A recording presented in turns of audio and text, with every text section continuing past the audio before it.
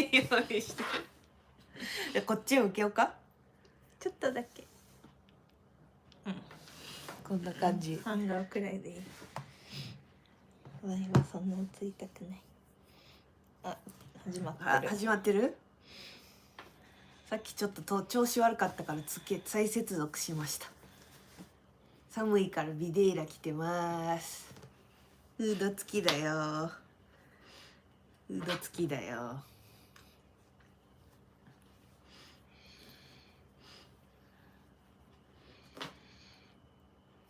かっこいいね。ぬくい。でもこうしとくわ。うん。帽子かぶってるしさ。うん。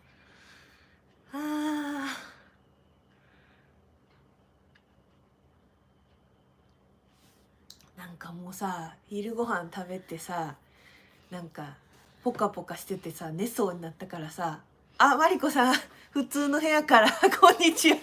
今日は普通の部屋なんですね。よかった。さやさんこんちくは紡ぎながら皆さん、ありがとう。なんかもう昼のさ、ご飯食べたらさ、もうなんか寝そうになっててさ、あ、これはあかんわと思って、ライブでもして編み物してちょっと強制的に起きようと思って、ライブ急遽始めました。なんで私は、これからマッチロピースで何やっけ、ビレイラじゃないわ、またギカーディガンを編んでいきます。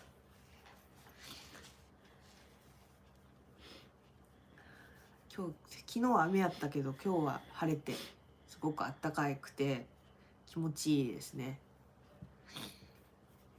なんでもうほんまにベッド行くとか言ってさっきまでさ、そのさライブしていますって一応さインスタとかで言ったんやけどさ、言う前にもう寝そうになっててさ、これ寝たらまた夜まで寝ちゃうやつやわと思ってさ、これあかんと思って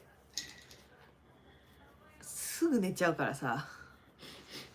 で寝たらまたすぐあんた頭痛なるやん。そう、ちょうどブロッキング終わるとこで見れて嬉しい。あ、よかったです。そう、なんかもう寝そうだったからこれは寝ちゃうと思って編み物進めたいから、ちょっと画面ねつないで皆さんとお話ししながらだったら寝ずに頑張れるかなと思って。よいしょ。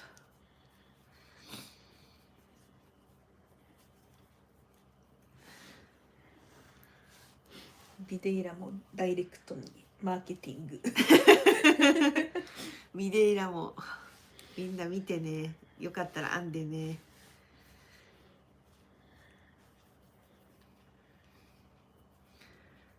カーディガンかわいいって、やったー。これ本に載ってたやつのまだ袖がまだ途中だけどあったかいから着てます。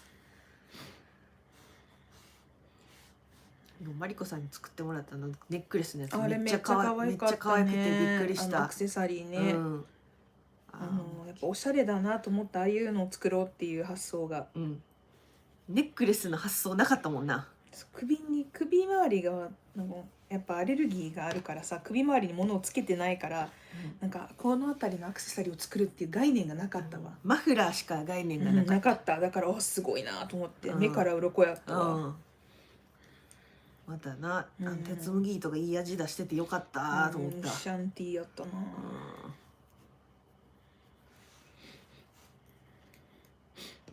ニットの可能性だね。ニット可能性無限大だね。夏でも意地でも売る。そうそう、夏でもね、あれでつけてたら可愛いし、ちょっと首元さ、夏でもさ、クーラーとかで寒い時あるやん、あれがちょうどいいよね。そうでもあれ逆に私ほら金属すぐ痒くなるからさ、首いいやん。ウールだったらいけるかももなってちょっと思って、金属アレルギーの人にさ持ってこいじゃない。そう、首すぐ荒れちゃうからな。あ、そっか、こういうちょのがありっとくらいなのかってここ変えたとこ出てても大丈夫かな。これ後で糸処理で入れたらいいかな。糸処理やったらね。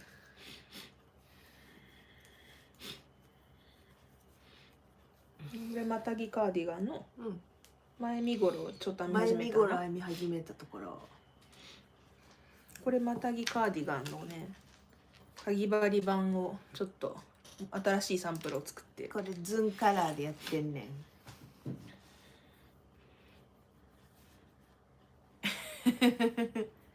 ズンカラーでやってんね。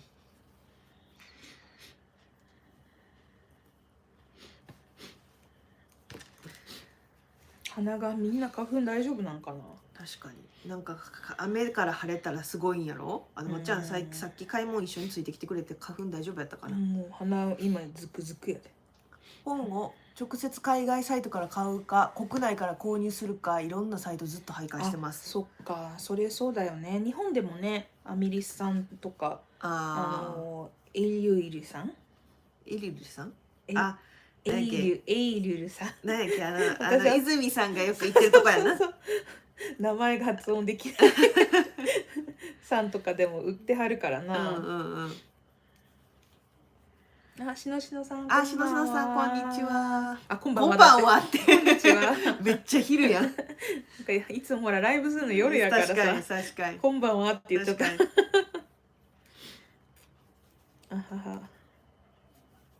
年寄り気になるからやっちゃおうかな先に。なんか使う？かぎ針ある？かぎ針だよね。何号がいるの？何号でもいい。ありがとう。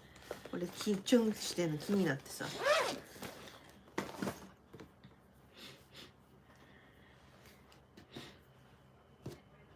ドルちょっとね前よりはドル高マシになってるけど、でも送料とかどうなのかね。そうやな。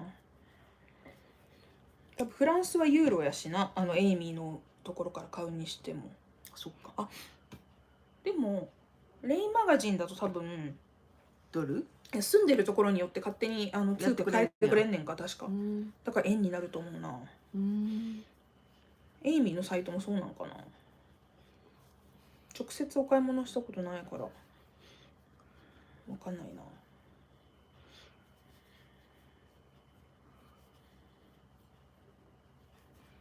こんな感じでいいかな。もうわからんくなったよ。いいんでない？ありがとう。カーディガン着て踊るピキさん最高だった。あれ可愛かったでしょ。嬉しい。あれ可愛いよね。なんかすぐ写真撮るとき緊張しちゃうから、ああいう風にちょっとダンスとかしたりして緊張を和らげてる。ピキさん可愛かった。ありがとう。あれ可愛いよね。いつもすごい緊張した顔すんだよな。写真ね写るのね結構苦手なんですよ。昔からさ、なんか変な顔になっちゃうというか、この顔なんやけど、ラインスタンプ欲しいって。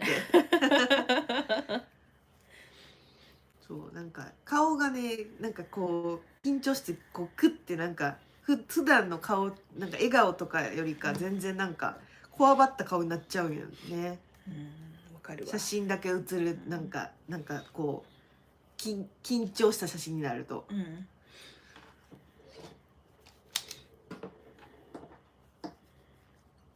ココアのもうココアのもう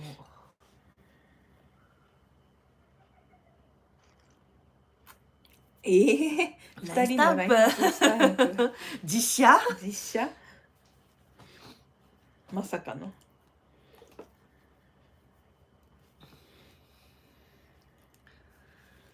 まんまんちゃんは必須やな。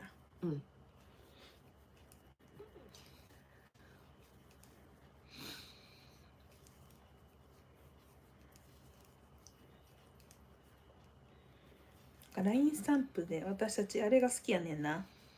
なんかねカジパンさんっていうクリエイターさんのなんか白丸やっけもち丸やっけ、なんかもちみたいなキャラクターがおって、そのねラインスタンプめっちゃ好きなんだよね。2人でよく使ってるよな。なんて検索したらいいんだろう。白丸やったっけ、なんやっけ、キャラ名前あんねんな。なんかいろいろ知らん、あんま知らんけど。大丈夫な気持ちになるお餅っていうさやつなんやけど、うちらそのお餅のスタンプかポケモンとかが多いよな。なんかねこんな感じのねお餅のねやつをよく使ってる。編み物のスタンプもあるんや。そうなんや。うちらこのお餅のさスタンプが多い。お餅をよく使うね。なんかお餅気に入ってんねんな。うんかわいい言って。うんめっちゃ可愛いねんこのシリーズ。編み物のスタンプあんねんや、調べてみよバイン豆腐とか塩とか。う。どうなんやろいつ使うねん。日体以外に使えないから買ってないやって。あ、じゃあやっぱなキャストオンとかさバイン豆腐とかそんな感じな。なんかな。そうなんかな。編み物。P2 トグとか。 P2 トグあるのかな。5 P2M。月って違うかな。さつきって書く読むのかな。けいこさんのスタンプ、三国志のスタンプ LINE を知ってます。いやメリヤスとか編み物をする羊とかあるな。三国志のスタンプ使ってる友達いるな。いるな、うん、すごいね、うん、あれね。三国志好きな人はやっぱよく使うのかな。結構編み物関係のスタンプいっぱいあんな。そう早乙女恵子さんやって。知らんかった。早乙女恵子さん次検索してみてくれる？うん、編み物絵文字とかあんな。アイムニッタ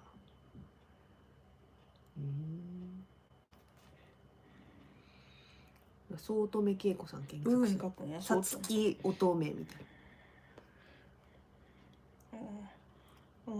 ひらがなで検索してもいいんじゃない？早乙女？うん、早乙女。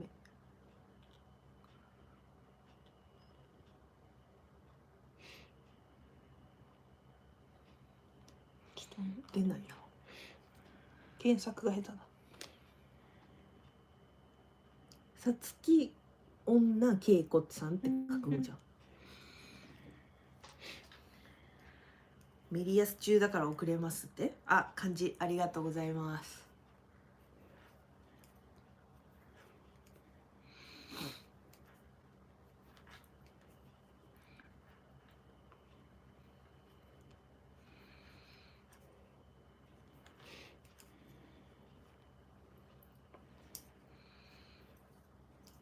出た？あ、これか。キャラクターの名前だったのね。あ、なんかさ、この絵さ、話しかけないでとか、なんかこの人のさ、なんかこういう絵のタッチのさ漫画読んだことあるけどさ、違う人でなんか見覚えあるわ。タッチの感じやな。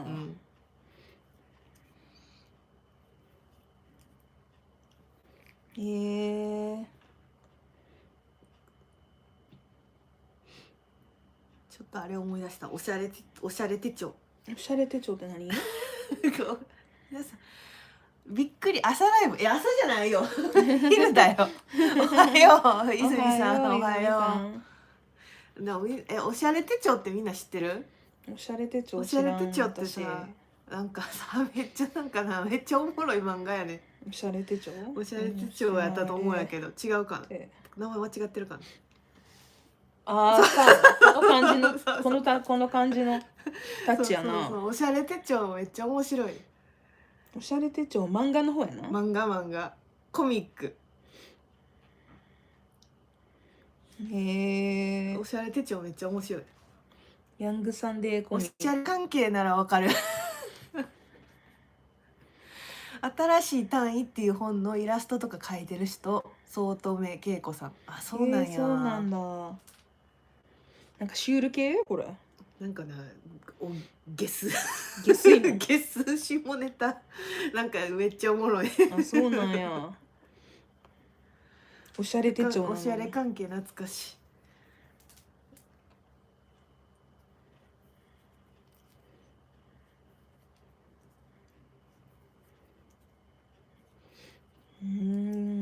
すごいな。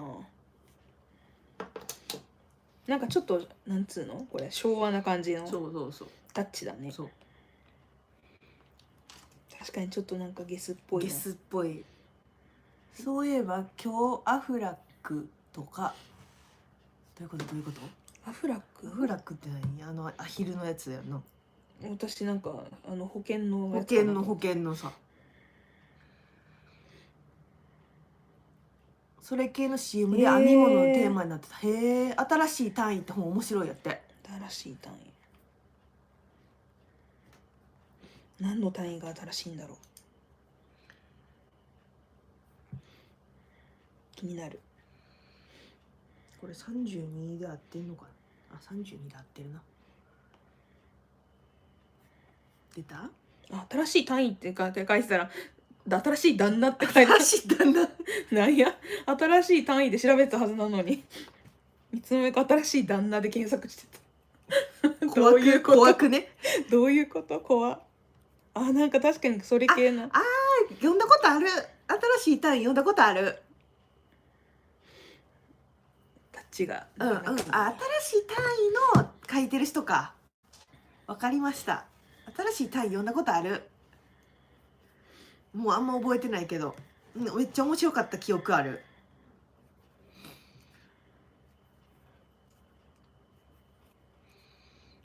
みんなやっぱ詳しいな。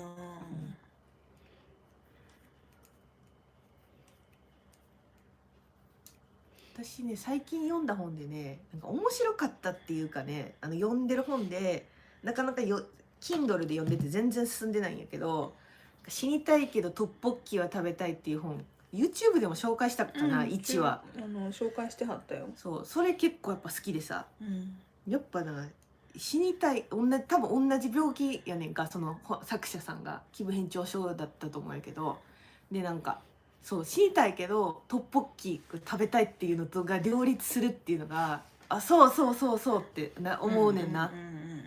そうなんか辛いんやけど、でも楽しいこともしたい。そのね、面白いんですよ。なんかね、その韓国の作家さんかな、多分韓国の人なんですけど、その病気でね、そのメンタルの病気で私みたいな感じなんですけど、なんかその人とカウンセラーの先生がずっと対話してるっていう、一応なんか単位の話ですよね、しのしのさんの言ってくれてるやつ。そうそれでなんかそのカウンセラーの心理学のカウンセラーの先生とこうなんか自分が考えたこととかをこうお話しする、対話するっていうような話で、まあ別に楽しい話とかではないんやけど、なんか私は自分と同じ病気やったからすごい共感するとこがあって、それすごい、結構面白かったかな。それも YouTube の動画にね、1個目の1、2みたいな感じであって、今2を読んでるんですけど、1のやつ読み終わった時に動画にしたと思うんで、もし興味あったらその動画も見てもらえたら、なんかどういう話だったかとかね、あんまりなんか私自身もちょっとあんま覚えてないんで、見てもらったら、なんか興味ある人は本も一緒に、図書館とかにも多分あると思う。図書館あるね。最近面白かったの何かな。みんなでも読めそうなやつ。日本のやばい女の子とか。ハリーさんの？あれ面白いね。日本のやばい女の子ってみんな知ってるかな。なんか昔話のお話で、なんかこういう感じのね、この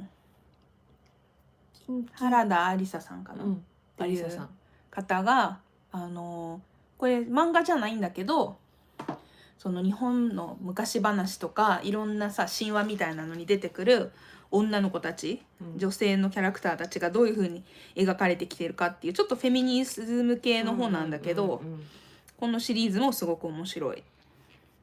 さっきしのしのさんが言ってきた緊急事態なんとかの単位のやつ、緊急事態を表す単位、ビールが溢れそうになる時のおっとっと。一おっとっと。なるほどね。わかるな、その気持ち。おっとっとってなりそうだね。おってなるよね。そう炭酸をね、炭酸系の飲み物入れる時もおってなるよね。泡がファーってなる時も、それ一おっとっとか。あ、マリコさん知らない、うん面白そう、絵が好きなタイプやって。原田ありささんの、ね、作品めっちゃ面面白いしよ。文章もすごくし面白いしかもシリーズ系で結構もう3、4作出てるんじゃない？多分2作目くらいまで読んでんねんけど、うんあとそれ以外にそれ以外にもも出てるやろ。なんか街角で見かけたおしゃれな人たちのそうそうそうそうファッションを考察するみたいな、そうそう、絵もな上手やしな、うん話も面白いし。すごい面白い方なので、うんもしよかったら。うん飛行機事故の緊急放送は1億おお怖い。緊急事態だそれは緊急事態じゃん。うんそうだね、それはめっちゃ1億おっとっとだね。 1億おっとっとだね OTT。 うん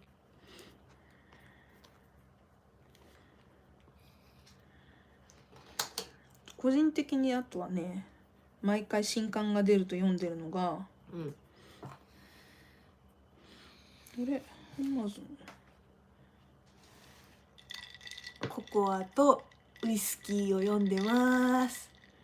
あ、いえいえ、全然しのしのさん単位の本、私もあれ読んで面白かった記憶あったので、また読みたいなと思いました。もう一回図書館とかで借りてみようかな。ね、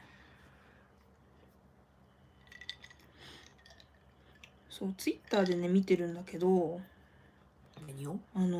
食べたい女と作りたい女みたいなさ、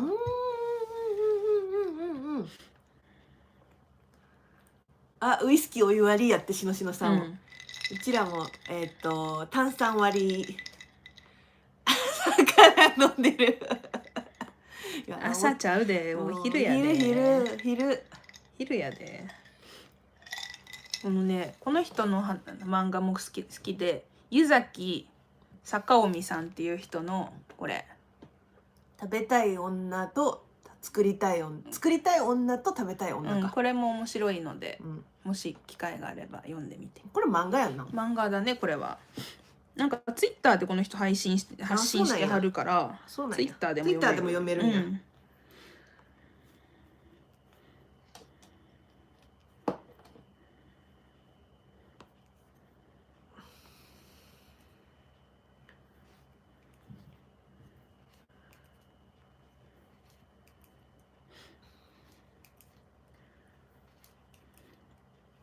なんでこれ既それ読？ドラマでやってるって。あ、そうなの？ドラマ化したんや。へえ、知らんかった。あ、やっぱりKindle で買ってたのにさ、貴族のなんか本の中に入ってなかったからあれと思ってさ、買ってなかったんかな思ってたね。やっぱ買ってるわ。なんでここにないの？同期されてなかったんかな。あ、そうかもしらん。アイコン変えたからじゃない？あ、そうか。前のやつに入ってたんじゃない？そうかも。トリンドル出てたようなやって。へえ、そうなんだ。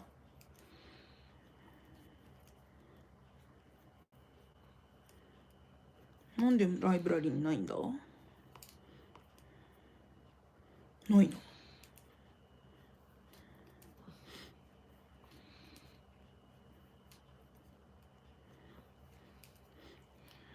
作る方の役の人がトリンドルやったって。あ、そうなんだ。これちょっとイメージ違うな。そっか。うん。まあ映像化っていうかそうだね、ね。なんかしたらちょっとまあね、原作とイメージ違うとかはいろいろあるよね。あると思うわ。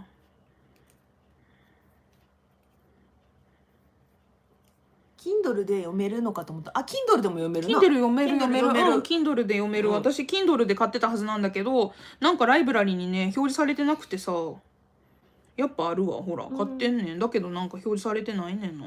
不具合？不具合かもな。あ、よっちゃん、こんにちは。仕事しながら来ます。あ、仕事お疲れ様。頑張って。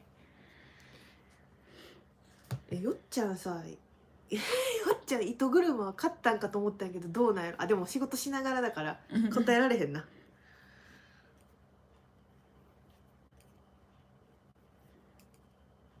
私それ見てない。最近ちょっとあんまインスタ見れてなかったからな。みんなトリンのドル、Kindle 間違えて読んでた。読めるのか。なるほどね。おもろい。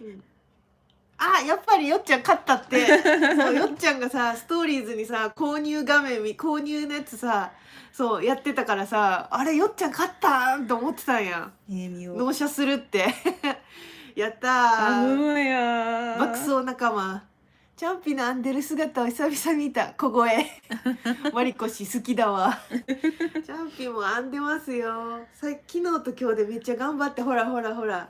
ほらほら。マンチェロピほらほらーのね、紫。そう、マンチェロピーに翻弄されながら頑張って編んでるよ。今日も寝そうやったからさ、ライブしてみんなで編もうと思ってライブ始めました。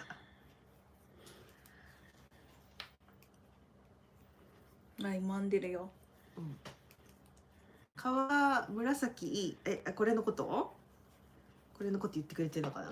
見せよう。ちょっと全面見せよう。今ね、前身頃の半分右側を編み始めたんやけど、ちょっと見せづらいか今。これ後ろこうなってんねんな。こっち後ろ、こっち後ろで、今前をここを編んでるところ、この前身頃を編んでるところ。前田さんは鍵編み。そう。しのさん、私も好きですよ。テレ。愛が生まれた日。これ誰の曲やったっけ？よっちゃんありがとう。またギカーディガンです。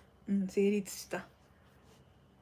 カップル成立。めっちゃあったかそう。そう。この糸がね、マンチェロピースっていう糸がね、結構軽くてあったかそうで、すごい軽いの。実際あったかいしね。フリースみたい。なんか洗った後すっごい肌触りがやばい。藤谷美和子って書いてそうなんだ。なんかこんな曲あったよなと思って。そしてほらやっぱり気が合うから2人とも一瞬で答えてくれた。答えてくれてる。さすがや。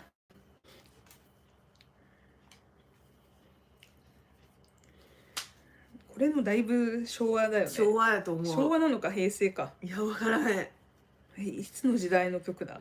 昭和ちゃう？テレって書いてる。テレ。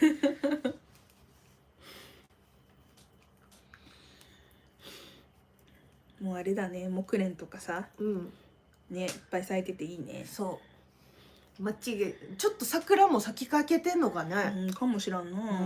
今日咲いてるかもね、晴れて。目かゆなってきたな。目薬。今年は目が特にかゆい。目痛いとか言ってもんな。この両側なんだよね、痛いの。水大内義輝って読むんかな。あ、そうだったそうだった。男性と歌ってたよね。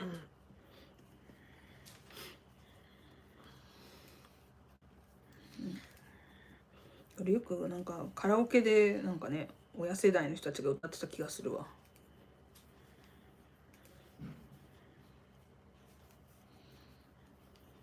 懐かしい。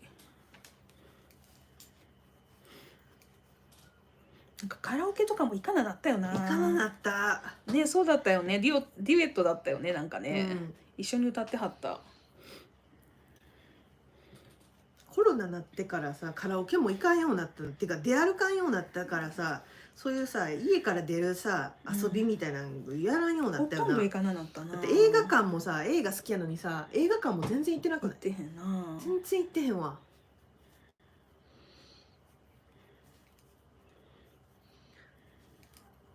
もう家に引きこもりってるやんな。うちなんかな、もう外に出えへんから、出えへん。そもそもその買い物、食料品買いに行くぐらいじゃない？出るって言っても。せやな。まあ仕事では出てるけどさ、プライベートでさ出るってめったに出んようになったよな。だからこの前さ、動画で言ったわ。IKEA さ、行った時結構なんかちょっと楽しかった。冒険みたいな。そうそう。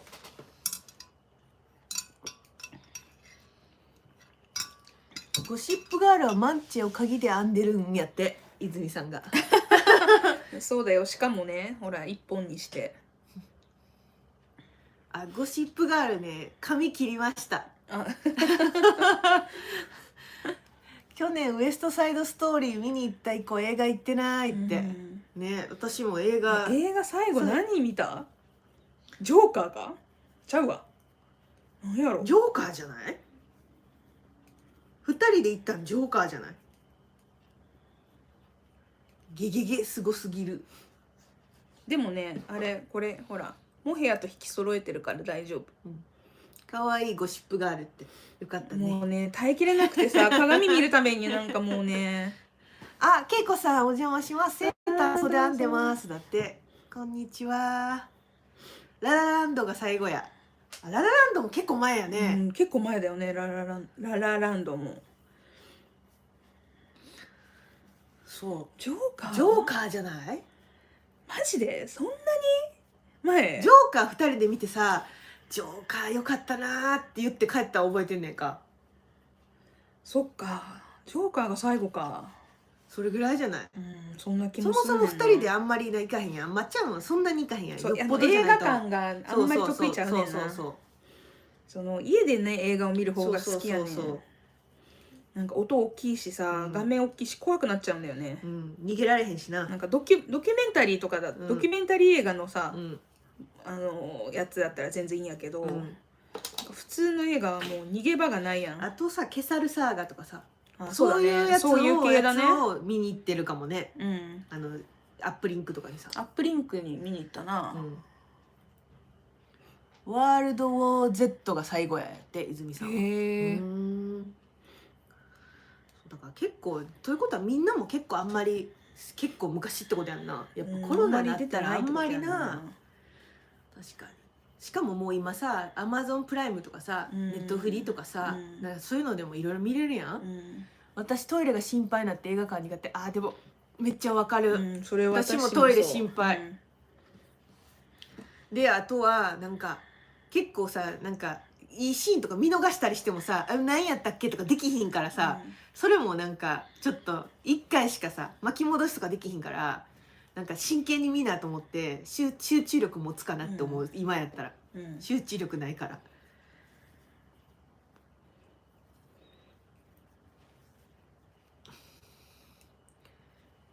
みんな心配やから端っこに座る。そう端っこに座りたい。だからなんかペアシートみたいなのがあるとこいいよね。ゲートショーとかでな、よくペアシートのとこでゆっくり見たりしたよな、大きなシートで。あそこなんか人の前通る心配とかないからさ、あれいいんだけど、まあ全ての映画館があるわけちゃうしな。バージンリバーって読み方合ってる？アメリカンドラマに出てくる役者たちが編み物するシーンがたまに出てくる。何編んでるか一時停止してめっちゃ拡大してみるけど分かんない。そうなんや。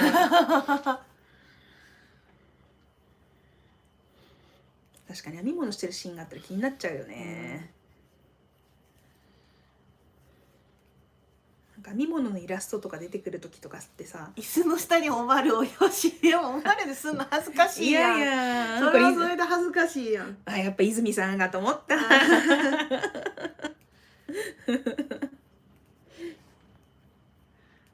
おまるはおまるでちょっと恥ずかしいやん。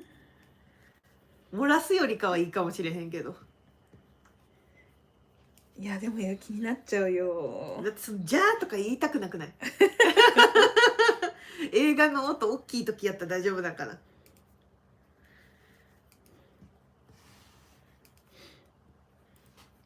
おまる。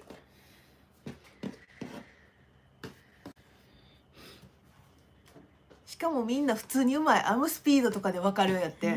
じゃあやっぱ経験者っていうか、なんか適当にさやってるってわけじゃないんやろうな。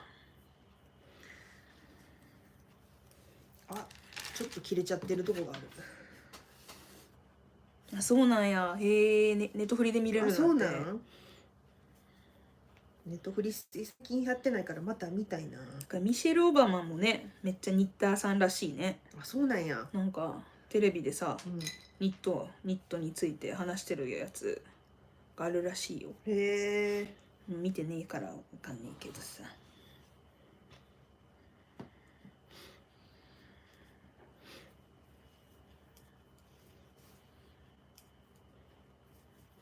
もうちょっと糸巻かなきゃあかんな。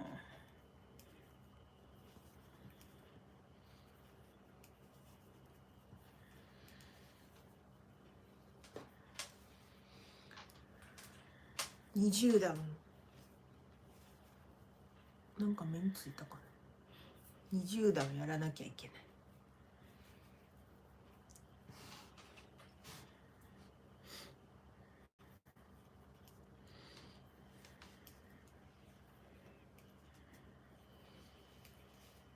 あ、私も切ってしもた今。か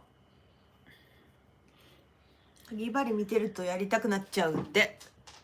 かぎ針見てるとやりたくなるって。かぎ針も楽しいよね。防具ニッティングの表紙に文句つけたニッターインフルエンサーがめっちゃ叩かれてたんやって。あ、そうなの？最近かごめかごめの歌がずっとある。どういうこと？ミシェル・オバマさんの表紙にってことか。あ、はあはあはあはあはあはあ、そういうことね。せやし怖いね。で泉さんやばいや。オバマさんは編み物する時間取るの大変そうだ。確かに。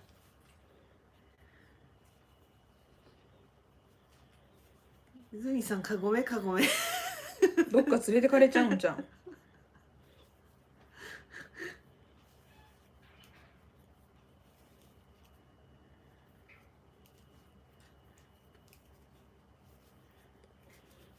かぎ針編みたい時ってあるよね。周期。わいはいつもやばいで。か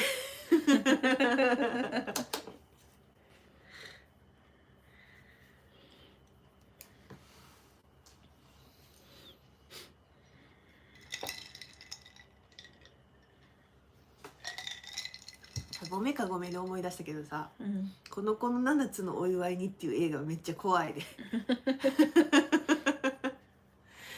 あれって徳川埋蔵金のありかの歌だっけ、かごめ。あ、そういう噂もなんかありますよね。なんか都市伝説みたいなやつで。知らんかった。そうあるの。そんな都市伝説が。編み物雑誌の表紙なのに手編みのもの一つもつけてないとか言われたらどうでもええ。もういいよそんなことな。まあでもさ、なんかいろいろあるからね、どう考えるかとかさ。かごめは怖すぎの歌やで。怖い。でもかごめかごめとか何も気にせずさ遊んでたよな、子供の頃。やってた。遊んでなかった。嘘。かごめかごめやってた。だって花一門目とかもさ、ほんま怖いんじゃなかった？日光東照宮だったかな、埋蔵金。あ、確かになんかね、関さんのやつでな言ってた気がする。そうなの？埋蔵金が日光東照宮とかにあるんやけど、なんかもうそこは何やっけ、その国がさ守ってるから、もう触れへんみたいな。なんか掘りたくても掘らんでええやん。なんかもう日光東照宮あんねやから。知らんかったその話。都市伝説のやつでチラッと言ってて聞いた気がする。リップ？ここかゆいなって。みんな詳しい。都市伝説詳しい。なんか華厳の滝あるやん、日光東照宮の。あそこでさ、やっぱいろんなさ心霊写真撮れるって言うんやけどさ、実際にな、うちのお父さんも会社の仲間とな、若い頃に旅行に行った時に、撮れるわけないじゃんとか言ってたんやけど、そのなんか一番おちゃらけボーイみたいなさ、職場の仲間の男の人なんか心霊写真撮れてはった。やば。撮れてんじゃん。撮れてはった。でみんな怖がってた。日野さんも都市伝説大好きやって。仲間や。うちらも都市伝説大好き。都市伝説とかね、なんかそれをねめっちゃ信じ込んじゃってちょっと盲目的になるのはあかんけど、フラットアースとかね、こうエンタメとして楽しむ分には全然良いと思う。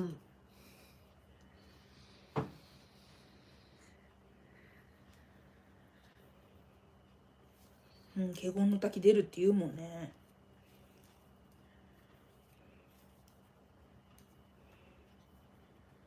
心霊写真って自分ではさそういう撮ったとか記憶ないけどやっぱ写ったりしてんのかな写真とかに、なんかあれだと思うけどね。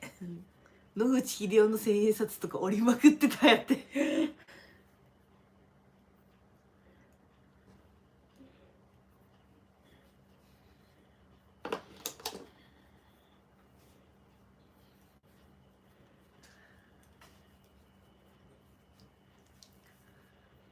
なんか新しいゴシップないのじゃん。ゴシップ新しいのないの。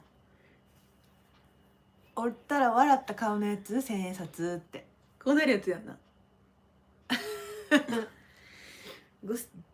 チャンピはゴシップガールじゃないからさそんなにゴシップ知らんだけどさ、なんかないの。追ってたWhat's tea?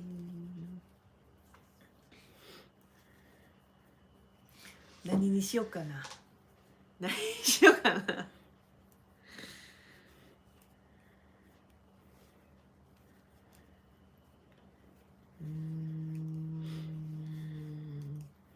ゴシップ G の顔かえらしいみんな祈ってるみんな追ってるじゃん。追ってるか漢字に間違えたみんな祈るのもいいね。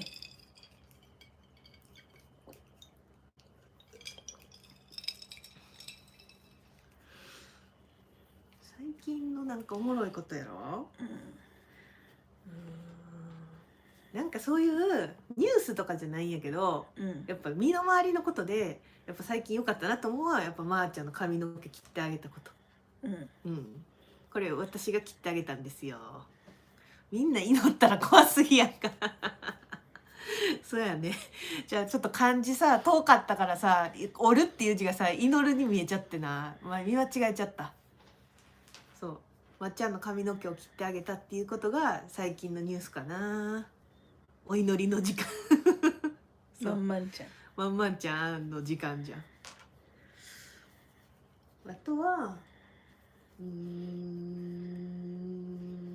これはワイの毛も切って泉さんも泉さんどんな髪型なんやろ。なんかインスタでさ前髪揃って切ってるやつは見たことあるんやけど、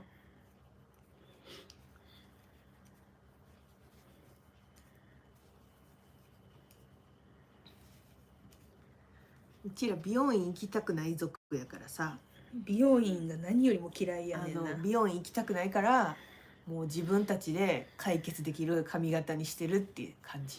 もうここ 10年ぐらいずっとやな、美容院一切行ってないもんな。行ってない。そう伸ばそうと思ってたんやけどもなんか鏡を見るたびに嫌になっちゃってさ、そのまんままことちゃんの前髪短いバージョン髪型ピッキさん切ったのすごい似合いすぎるやって。よかったそう私がバリカンでブーンしてでこういうところとかをちょっとすいたりした家でね、で前髪とかなまっちゃんの好みがあるとこは自分で切ったりしてんねんな。最終調整とかな。まっちゃんが届かへんとこは切ってあげたりして、だからそんなに上手じゃないんやけどでも美容院行くよりかはこっちの家で切る方がいいってまっちゃんが言うから、もうなんかそうしてるって感じ、美容院嫌いなんやん。美容院で茶べんの嫌やな。プロの人が切る方がそれはうまいに決まってんねんけどさ、美容院緊張するし喋りたくない私も何年も切ってない。癖伸ばしたら腰くらいまである。たまに一緒に編んじゃってる私行ってる美容院ブサイクな店長とサバサバしてる店員だけだから緊張しないでいけるブサイクな店長って失礼じゃない？大丈夫なんやろな、多分知らない人とのなんだけど髪の毛を触られたりさ、あの距離感が嫌なんだろうな。なるほど。あとなんかやっぱいろいろ質問されるやん。わかる。何も聞かれたくないよな。何も聞かんといてほしい。イケメンいたら脇汗かくやってそうわかる。なんか無言、そう前も友達と言ってたけど、なんかこうさ、なんか今日は話しかけないでくださいみたいな、なんかベッドのさ、なんかホテルとかで掃除しないでくださいみたいな、ドントディスターブでその札があればいいのになみたいなこと言ってた、美容院で。紡いでて文字打てなかったけどブサイクな店長にどうしても突っ込みたかったトークもめんどくさいね。そうだからなんかその場限りのまあ言った話やん、美容院の人と話す話って。さやさんブサイクな店長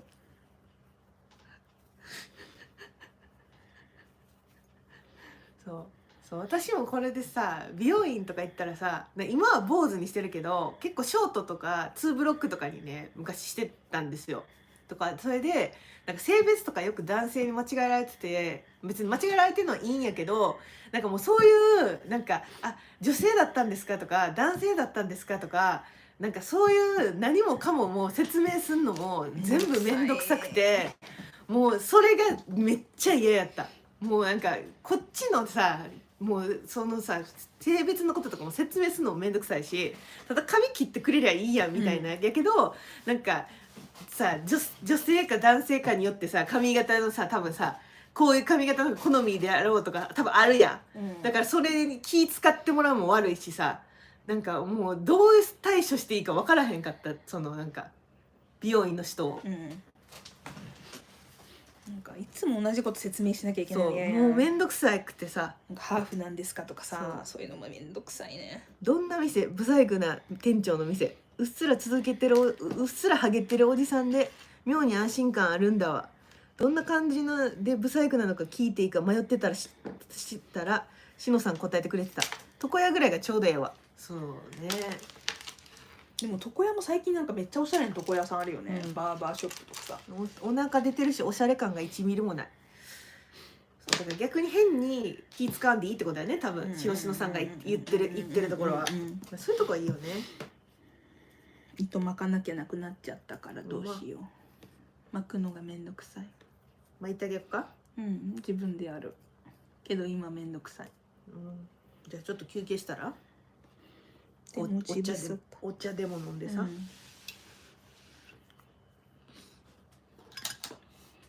見てくっきりそうになってる。それスプーンで混ぜた方が美味しいんちゃう？これ貸して。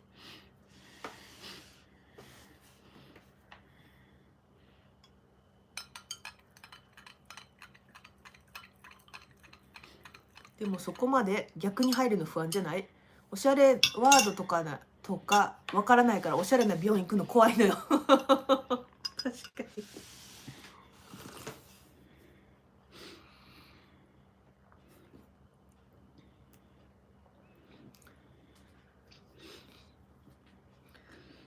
美容院は多分一生行かへんかな。多分できれば行きたくねえな、妹がね、私妹美容師なんですよ。だからなんかあったら、よっぽどなんかあったらもう妹にやってもらったらいいんじゃない？せやな。なんかどうしても美容院絶対やらなあかんことがなんかあれば、それ以外はもういいわ別に。それ以外はええわ、ほんまに。どうした？探し物したなんか落としたん？前のここや、あった。担当している女性が普通の人でそこに安心を求めた。そう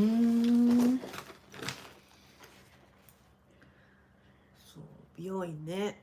それがなんかしのさんみたいにいいところ、自分にね合ってるところを見つけられてる人はいいけど、なんかねなかなかそういうの見つけられへん人も多そうやんね。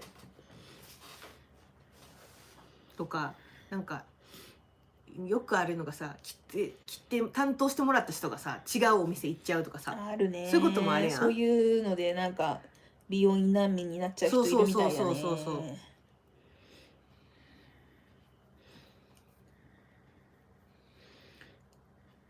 怪しいものは何ですか。ちょっと洗濯干してくる、すぐ戻ります。あ、いってらっしゃい。このニット用具入れをね、さっき机の上に置いてあったのにどこかに行っちゃったと思ったら、その編んでたやつをその上に乗せてたから見えなかっただけ。よかったじゃん。そんなでっかいものがなくなるわけないもんそうやな。ね、俺なんでないんや思ったらあったんや。ただのおバカさんやったんや。いやでもさ、探してるものが目の前にあってないっていうことあるからさ。あるよね。ちょっとしっこ行ってくる、すぐ戻ります。しっこ行ってください。いるやんさんおもろいな。巻くか、しょうがない。まこまこ。これを巻かないと進まないからさ。斉藤由貴。名前は分からへんねんな、全然。斉藤由貴ってあれ名前聞いたことあるけどな。じゃあスケバンデカの人じゃないか。古い年がバレるって。なんか井上陽水のイメージがあるけどな。まあそうなの。お探し物は何ですか。ああ、そうやね。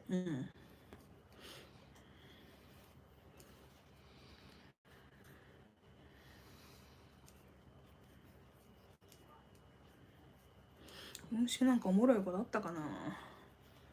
なんか生き延びるので精一杯やったな。飲み物も全然してないもんな。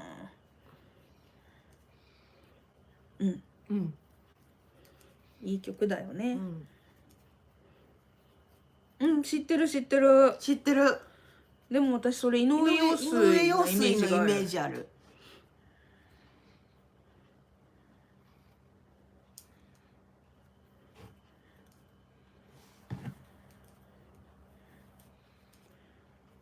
斉藤由貴さんだよな。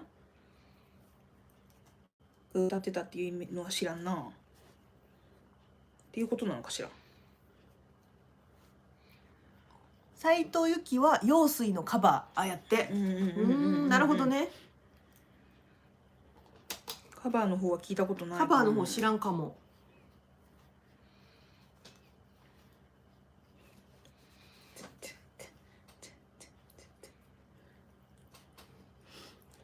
つまらない作業を楽しむためにダンスをしたけど面白くない。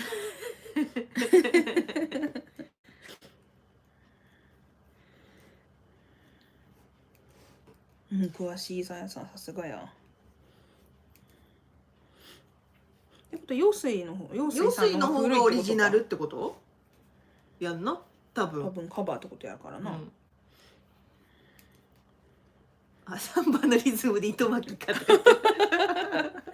サンバ踊れへんねんわい。カーニバル参加したことないねん。ブラジル人なのに。でも練習の音とかは聞こえてんねんろ。練習の音は聞こえてんねん。名前の漢字違うかもって。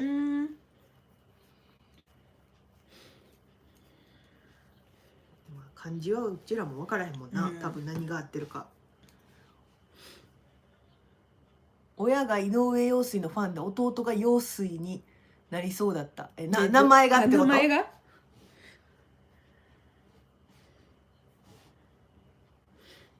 めっちゃかっこいいやんそれの。でもまあ陽水のファンなんだなとは思われるかもしれへんけど。確かに。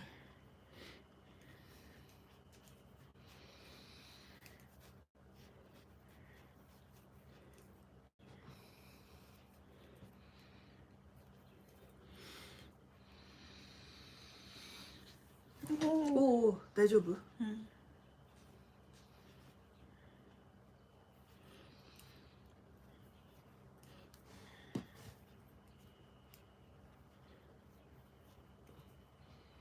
ばあさんに水が入ってると不吉じゃと言われて陽之助になった。陽之助で合ってるのかね、読み方。そうなんだ。水が入ってるとそれは水子になる的な意味で不吉なんかな。どうなる？流れるみたいな。流れるとかそういう意味かな。ちょっと気になるな、うんばあちゃん教えてくれ。なんでダメなんだ。なんで不吉なんだ。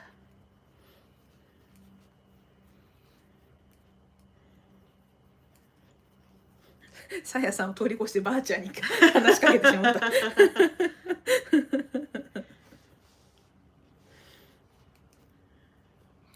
水って名前に入れたらあかんのや知らんかった。分からんけどめんどくさいこだわりがあるおばあちゃんだったらしいよって。あそうなんや。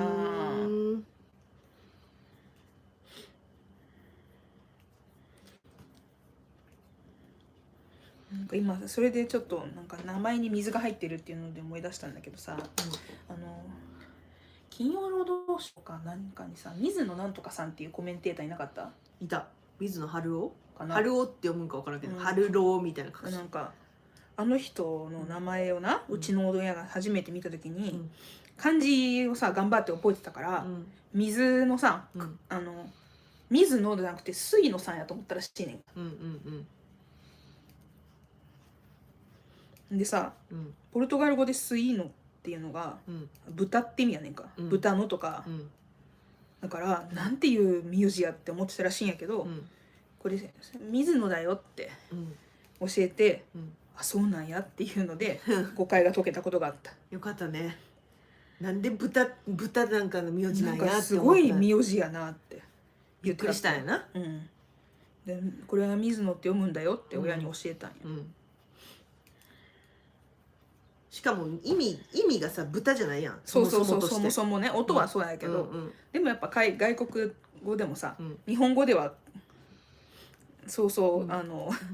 うちの親がね、水野を水野だと思ってたの、私が子供の時にね、親ほらもともとね、日本語わからない人だったから、頑張ってね、国語辞典とかさ辞書とか引きながらさ、水は水って読むでしょ、水曜日の水だったからね、水野さんだと思ったんだろうね。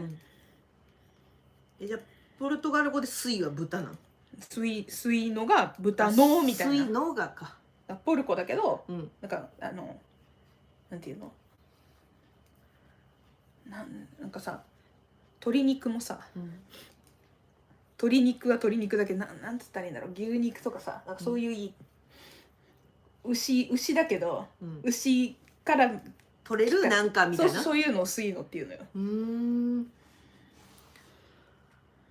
友達のおばあちゃんがパイの実をパイの実って呼んでた。おもろいな。パイの実笑う。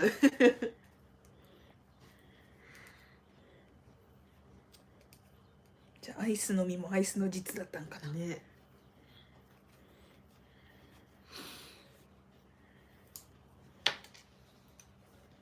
あ、40代いったからマーカーつけとこう。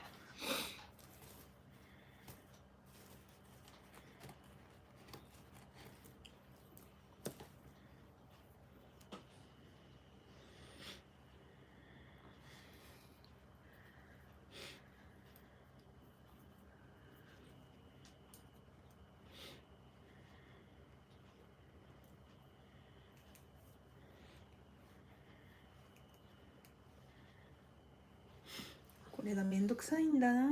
あ、アミピッピさん、こんにちは。はじめまして。こんにちは。はじめまして。よろしくお願いします。先週ライブ参加できへんかったから寂しかった。大泣き。そう、あ、そっか。泉さんいい日なと思ってた。悲しい。でもアーカイブあるからよかったら見て。楽しかった。盛り上げてくださる方が。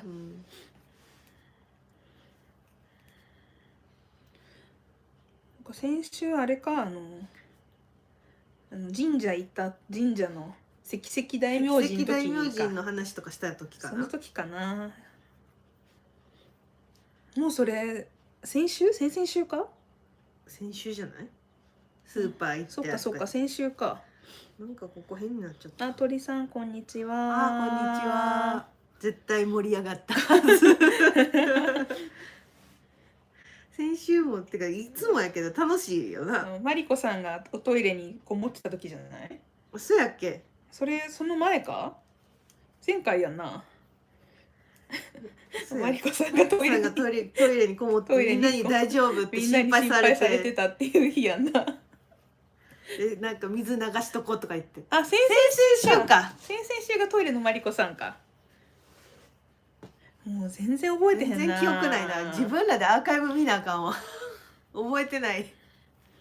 それは先々週か。トイレの時いたって。そっかそっか。ちょっとアルツやな最近。記憶力が。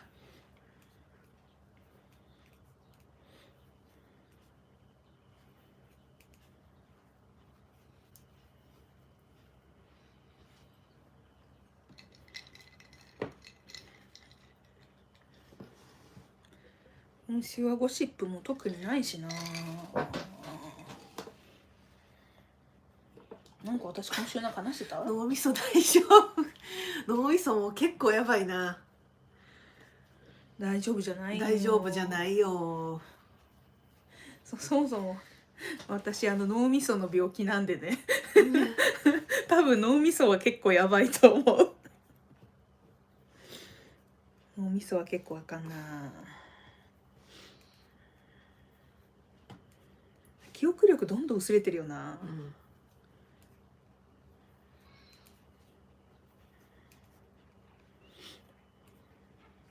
なんかさっきのカゴメだけど、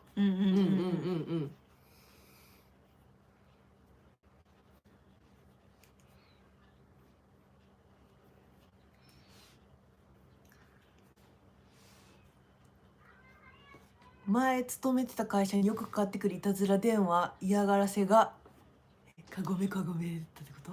無言電話やカゴメを流し続けるやつだった。怖すぎ。それ怖い怖すね。ぎやばいね。やば。それちょっとやだね。悪質やな。うんゴシップガールは許すがチャンピはあかん。やったー、許された。なんでやったぞ。そうでも電話ってさ、会社にめっちゃ変な電話かかってくることあるよね。でもそれは怖いわ。社内用電話番号だったからね、元社員で何かあった人だろうね。怖っ内部って元内部の人元内部の人って思うと怖いね。呪いかけてるんじゃん。やだ怖いよ。そんなことして何になんのやろな、執念深いねそれ、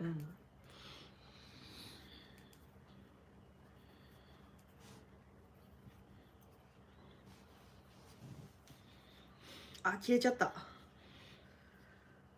今の会社の電話しつこい人には私の録音に切り替わるようになってる。そうなのマリコさんの録音なの。すごいすごい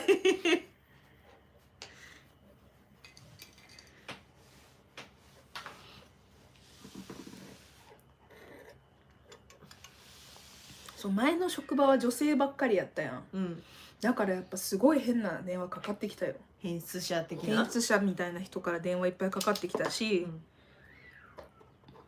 すごいな。すごい。今の会社も、やっぱりなんかさ電話対応してた時は、なんか女性がいる時時間を見計らってかなんか知らんけど、朝一番ね、の時に大体電話かかってきて、めっちゃ気持ち悪い人がさハーハーしとってさ、キモやばいよね。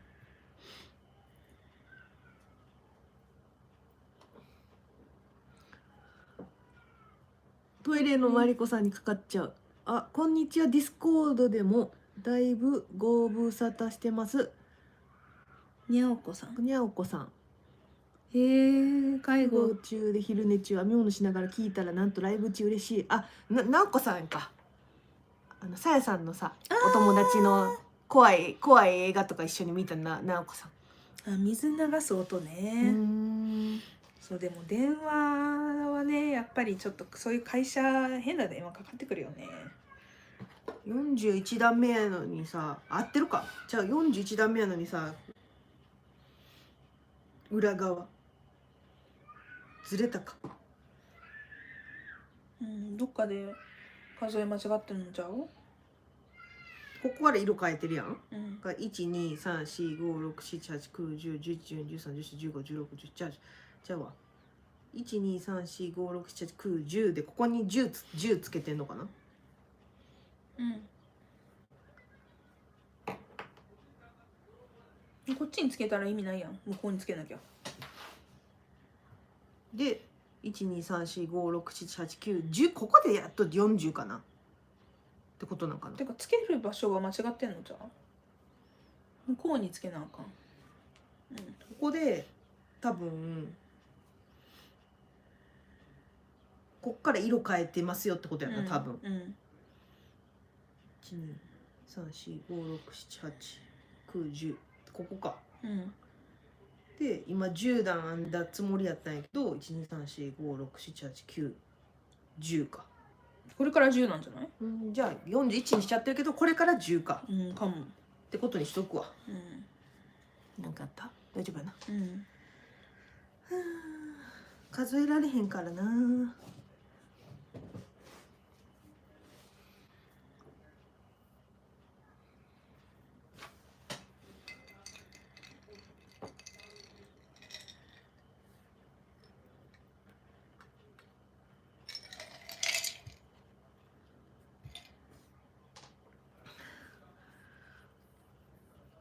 あ、また消えた。よう切れんな。なんかさこっちの時の方がよく切ってない？切ってる。なんかなんていうの？組み合わせてないやつの方がよく切れてない？切れてる。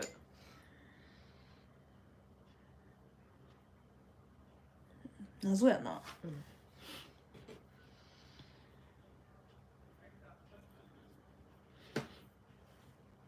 でもこの糸やっぱいいよね。ちょっと切れるのがさちょっとあれやけど。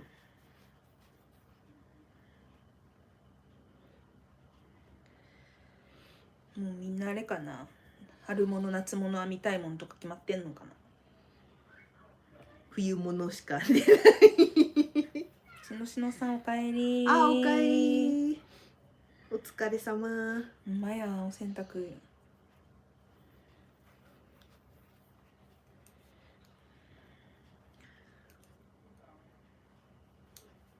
夏物って何？サマーセーターとか？とかウールとかウールじゃなくてコットンとかリネンとかでさ。ごめんよ。昨日寝ちゃった。昨日めっちゃ早く寝てたなあんた。そう最近なんか寝ちゃってさ、なんかもうちょっと病気かもしれん。寝る病。春はよくね寝た方がいいよ。めっちゃ眠たいね、うん最近。今日もさ寝そうやったからな、ライブ始めてもう寝ちゃいそうやったから。昨日の夜はなもうめっちゃ寝てたんや。ずっと一日中寝ててん昨日。昼も寝てたもんな。昼も寝てたし夜も寝てたし、ずっと寝てたしさ、今日も寝るとこやったからささすがにあかんわと思ってさ、ライブしてさ編んだりみんなとお話ししたいと思ってつけたわけ。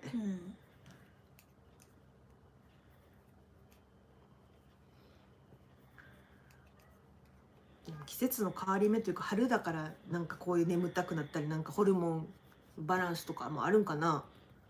今から冬眠するレベルでなめっちゃ眠いねん。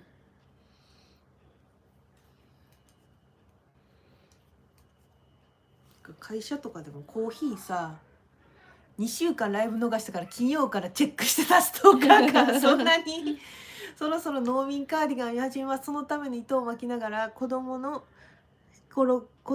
頭くらいの大きさになったすごいな。これくらいいいね。やっぱみんなさライブさ楽しみにしてくれてるんやな。なんか嬉しいな。マリコ氏ストーカーやなんかライブってさでもみんながさ楽しいからさ楽しいだけであって、うちらは別になそんな大したこといつも言ってないけど、みんながおもろいね。みんな楽しいって言ってくれるからなめっちゃ嬉しい。ごめんやって全然めっちゃありがたい嬉しい。これかな？この色？しのしのさんがやってるの。紫かな。うん、これマンチェロピースの新色の紫。ワイは今の一番の楽しみやって。そんなライブもっとやりたいじゃん、そんなん言ってくれんねやったら。ネタ探さなあかんな。ネタあんまないからな。ありがとうけいこさんも。本当嬉しい。やっぱ一緒になんかやってる感じが楽しいんかな。うちらもそうやん、一緒にみんなと喋ってさ、なんかほんまにリアル生で喋ってる感じ、綺麗って、それが楽しいのかもね。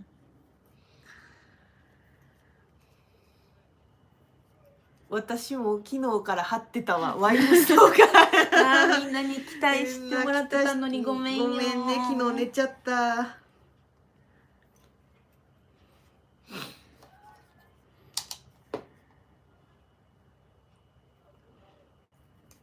勝ちやらんでいいのにまた勝ちやっちゃった。うまいな、また勝ちやったな、今やらんでよかった。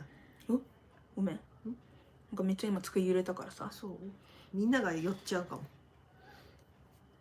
ストーカー仲間。編むのは来た。なんか違うことしたら。糸巻くのも来たな。ミシン？いやミシンはさすがにうるさすぎるからさ。朝やから頭が回らんわい。泉さんもう2時ですって。それでいいのだ、2人のペースでやって。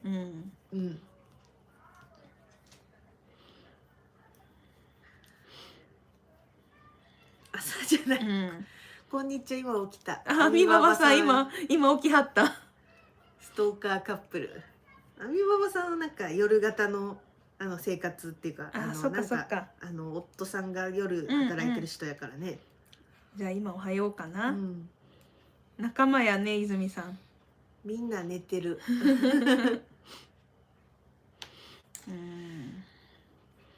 これゴシップじゃないけど最近びっくりした事件の話してもいい？しようしようしよう。今夜型や。じゃあみんな今起き出してくる感じかな、今ぐらいに。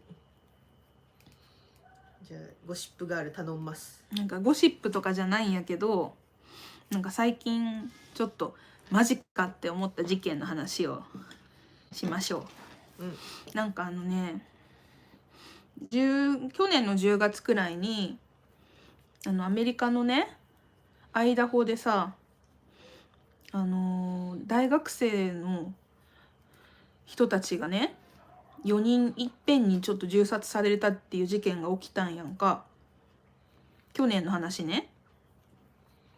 で夜中になんかおそらくなんていうの、みんながハウスシェアしてる一軒家にその犯人が入り込んで、なんか家3階建てだったらしかったんやけど、その一番下のところから入って2階と3階におった人たちを殺さはって出ていかはったんや。でなかなか2ヶ月くらい犯人が捕まらなかったんだよね。ほんで、今はもうその犯人も見つかったんだけど、なんて言うんだろう、その犯人が見つからない間ってやっぱさみんな不安やんか。しかも大学生がよくたくさん住んでる町やったから、アイダホ大学のキャンパス街みたいなところだったんだよね。でみんなさ犯人捕まらないから不安な時に、その TikTok あるやん。その TikTok っていうSNS あるじゃないですか。でその TikTok でタロットカードでね使ってなんか犯罪を暴くみたいな、犯罪者というかさ犯人を見つけるみたいなことやってる人がいはったらしいねん、そのアメリカの TikToker でね。でその人がそのタロットカードを使ってそのアイダホ大学の教授の女性の先生がいはるらしいんやけど、その先生が犯人やって言って名指しで言うてさ、で犯人が見つかる前から言ってはったんや。でその先生はだからさ自分と全く関わり合いのない生徒だったらしいんやけど、うんそのタロットカードの占いの人によると、その先生が殺害された人のうちの一人と交際関係にあって、うんでなんかもつれたからう、ん他の学生を雇ってうん殺させたみたいな、うんでこれが真実やっていう風に言わはって、うんでなんでこの女の人逮捕しないんやみたいな感じでうんめっちゃ言ってはったんやんか、TikTok で。そうで実際問題犯人は全然別の人やってん。犯人は男性やってんか、で、違うワシントン大学のその犯罪学みたいなのを専攻してる男性で、もうめちゃくちゃ、言うたらこういうなんかフォレンジックっていうの、犯罪捜査的なさ、ことをもう熟知してる人やったんやんか、でも見つかって、今こう裁判というかね、いろいろ進めてる段階なんやけど、でも言うたらさ、その全く事件に関係ない人が TikTok でさ、しかもタロットカードの占いで犯人やって言われて、でそれだけでもマジかってなるやん。ほんでだからその女の教授の人はめっちゃそれでさ、犯人扱いされてたってことなの。だからタロット占いで立場的にもさ学校の先生やしさ、で辞めさせられたとか言ってなかった。なんかそれそれは違ったんやけど、でやっぱその肩身の狭い思いしはったんやろうな。だからその TikToker を訴えはってん、名誉毀損で、そしたら TikToker が自分が言うたことなのに、なんかなんていうの、よくアメリカのさ裁判事情わからないんやけど、その訴えられたら、ある一定期間内に、その返信みたいにしないとあかんらしいね、リスポンス、ちゃんと知らなきゃあかんねんやけど、その訴えられた人はそれ無視しはったらしくてさ、その TikToker がそうだから、訴えられてんのに無視しはって、でなんかそれも結構な問題らしいね。何らかの返事をしなあかんかったってことなんやな。それなんていう英単語か忘れたんやけど、でしばらくしてから、そしたら、なんか TikToker が逆に、その訴えてきた先生をまた訴えはってん。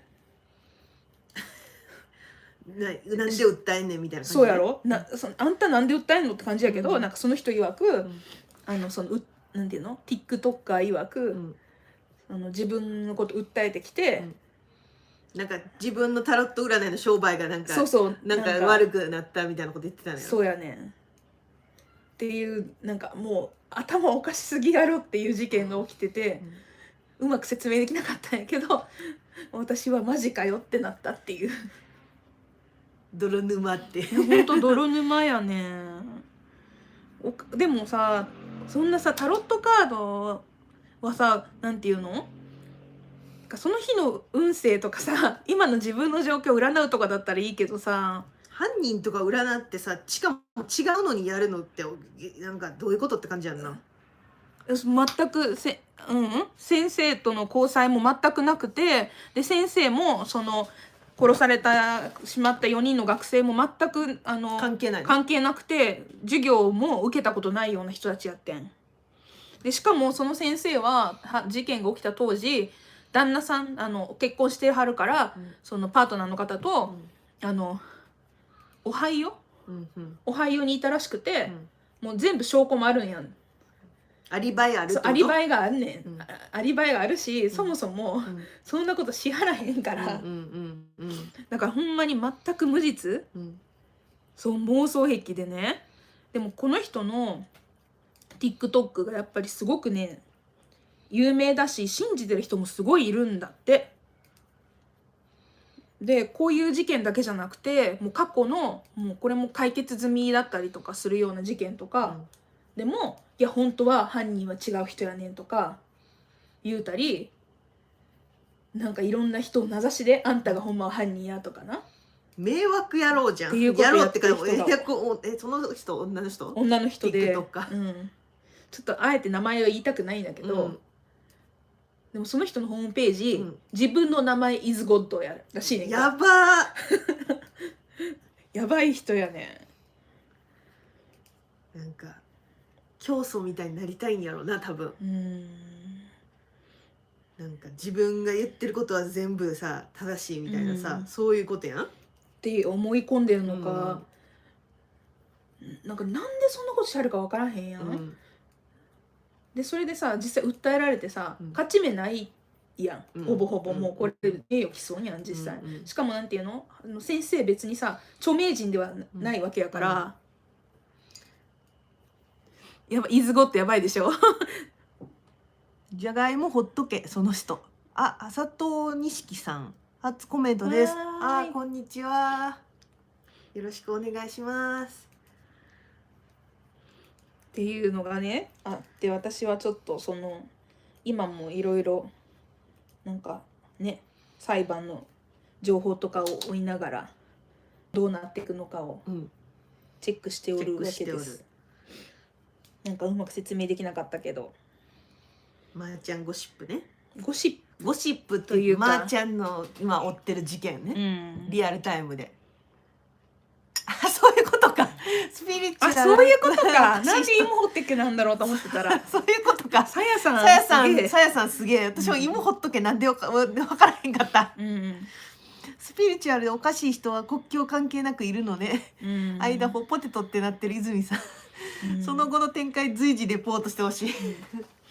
なんかでもその人 TikTok なずっとさ、消してくれとかさ被害者の先生に言われたのに消さなかったのに、訴えられたらすぐ消さはったみたいで。そうなんや。でもさもうこれって証拠物やん、だから証拠物の濃いな隠蔽になるから、これもよくないやろな多分裁判時に。でも誰かがさ証拠のレシートあるとか出してくるんじゃん。絶対もうダウンロードしてあるでしょ、先生側は全部。なんか言うてくれてある。ちょっと前からチャンネル登録させていただいてます。お二人の話し声が心地よくて寝る前によく見させてもらってます。ありがとうございます。凍結されてもおかしくないよね。だからその TikTok もなんかそういうことをしてる人のアカウントをさ野放しにしてるっていうのもなんかやっぱ問題があるんちゃうっていう風に、なんかそういうなんか時事的な内容をさ取り扱う YouTuber の人たちがさ問題あるんちゃうっていう風に言ってはったけど、犯罪者ってその頭脳をもっといいことに使えばいいのに。私は最近がマデリン・マッキャンですって名乗り出た女性がいるの大ニュースだな。ポルトガルで行方不明になった女の子の人やんね。それ確かさやさん違うかな。そう TikTok って踊るって思うじゃん。なんかいろんなそうだよね。私もそうなんやと思ってまだね深掘りしてなかったんやけどちょっとそれ気になってた。そうなんか金持ちの両親がさ、ポルトガルに旅行にイギリス人のな、両親がポルトガルのどっかの町に旅行に行って、ディナーをね、食べてる間に娘がいなくなっちゃったっていう事件で、でそのホテルの部屋の窓が確か開いてたのか何かで連れ去られたのかどうなのかみたいな事件があったんや。でその連れ去られた女の子が私ですっていうのが出てきたってこと？そう20年前の人が今出てきたってことなんや。めっちゃ話題になった事件やねさやさん。へえ。何歳の子って。当時もう5歳とか4歳くらいじゃないかな。めっちゃ子供やったと思うよ。でそのポルトガルのビラでも、探しても全然見つかんないし。当時3歳やって。それくらいの女の子。後でちょっと調べてみよう。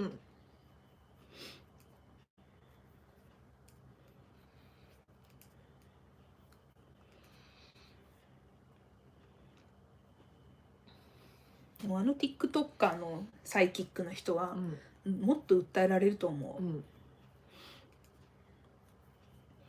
本物なんかな。でもそれはでも DNA したらすぐに分かるんじゃん。ネットフリックスドキュメンタリーもなってたよ、マデリン・マッキャン。へえ、うんドキュメンタリー結構あると思う。犯罪系ドキュメンタリなんかさ今日さなんかそのさなりすましおっさんのやつ見てたよ。ー。なりすましおっさんのやつ見てたね。アメリカのさ、うんやつで少年が引用になってなりすましのおっさんが帰ってきたっていう話は見たけど、ね、多分 DNA 鑑定したら一発だよな。うんそう思う。親子関係とかな、うん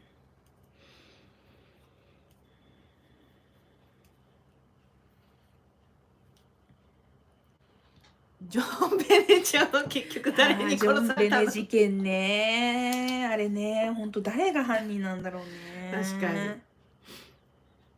なんかいろんな説あるや。うんいや、わかるわかる。ん、全然いいよ。確かにジョン・ベネちゃんもな、なんかやっぱ兄貴疑ってる人多いよね。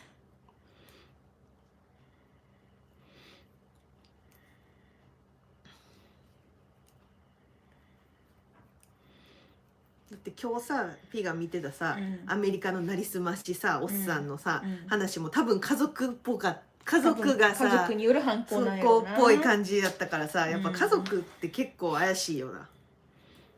お父さんもなんか怪しいよね、あそこはね。でも全員怪しいよね、あそこはね。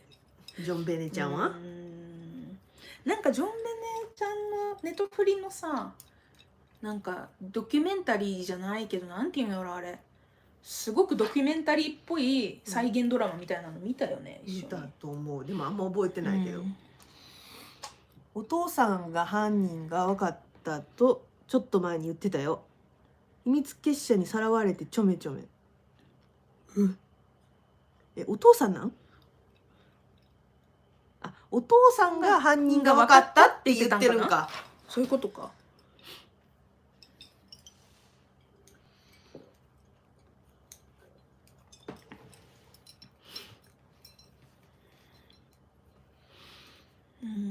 ジョン・ベネちゃん事件はあれ衝撃やったよな。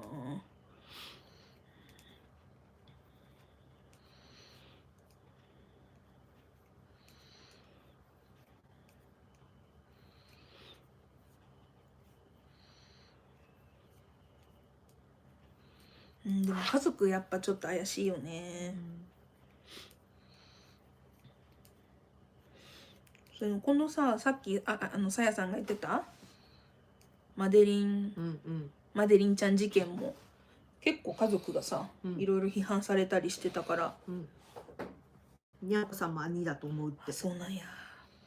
でも兄も結構若かったよね当時ね。でもそういうやっぱ事件もありえるのかな。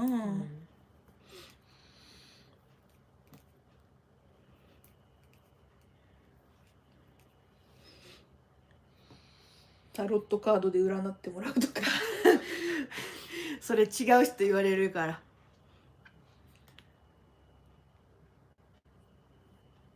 去年ぐらい日本の女の子も行方不明になってなかった。遺体も見つからないみたいな。ある組織2年くらい前に逮捕された人が関係してる。あ、そうなん。へえ。みばばさんも詳しい。詳しいじゃんみんな。去年の事件って何やろう。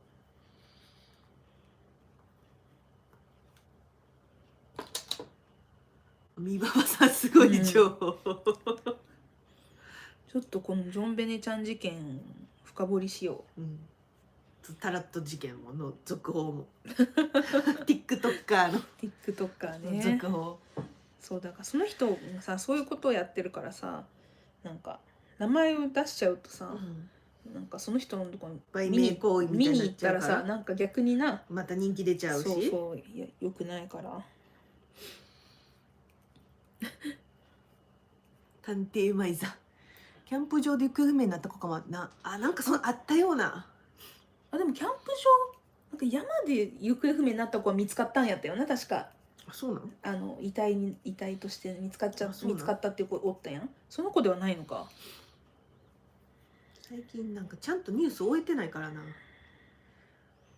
そうそうキャンプ場やって。それも調べてみよう。そう日本の情報疎いねんな。お母さん変やったんやってあ、そうなん。そうなん。調べてみよ怖っう。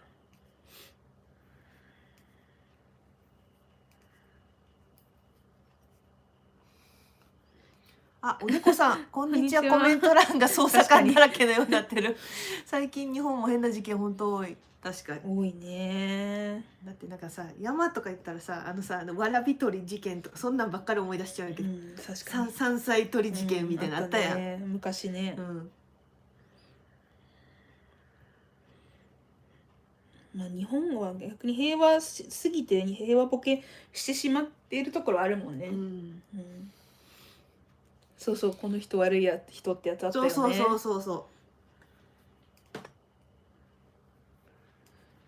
あ、そうなの？そうなんキャンプ場のうちにも張り紙貼らせてくださいって来たって。なんかキャンプ場か何かなんかどっかでさ山で行方不明になった子はね遺体発見されてたよね、骨でね。誰も見てないのにビクってなってるわ。日本の子は去年骨の一部が出たような。これは CSI のホレ一生に捜査してもらおう。そういうのがあるのかな。こういう犯罪捜査の話ってさ本当になんかめっちゃ見ちゃうやん。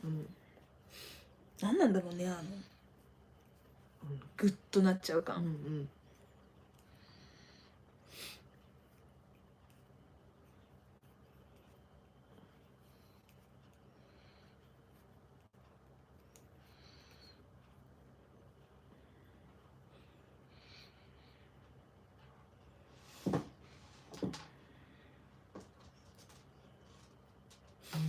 骨の一部出てたってことはもう死んでるってことなんか。そうやと思う。私が持ってる事件であれば。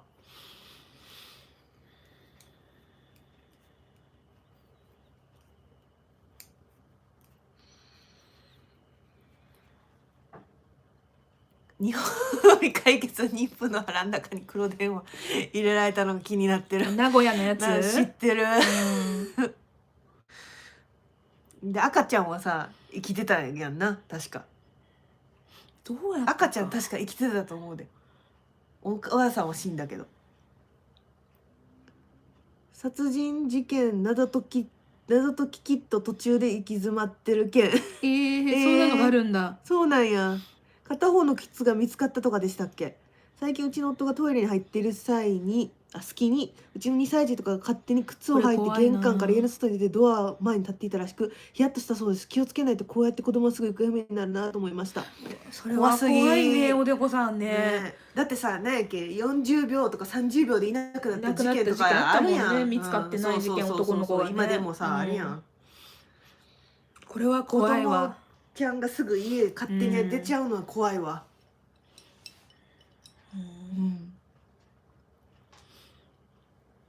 そういうふうにね。だって車とかにさシュッて子供さ乗せられたらもう分からへんやん。さやさんの話怖すぎる。何それ知らない。怖い。いや吉祥寺のあれですよね、公園のやつやんね。バラバラの井の頭公園のやつ。そうじゃない。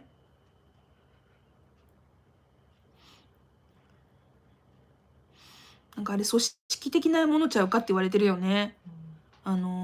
吉祥寺のやつは弁護士さんがあれなんやっけ、被害者やったんやっけ。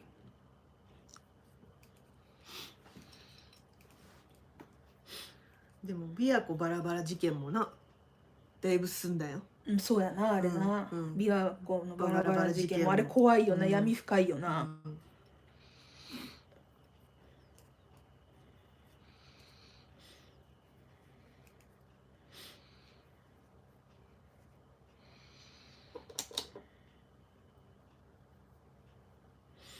でも確かに黒電話の事件はほんまに怖い。黒電話の事件は怖い。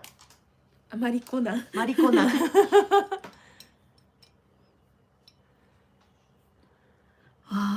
なるほどね。さやさんもアミババさんのもうわからない。私まだまだだわ。黒電話とミッキーのキーホルダー入ってたことからネズミ講関連とか言われてた。マレーシア航空機がかけらもなく墜落したのも恐ろしすぎる。あっこさんこんにちは。旦那の死の打ちっぱなしのゴルフの合間に車の中から参戦します。おお、外国人の目撃があって探してるって言ってた。あ、そうなんだ。へえ。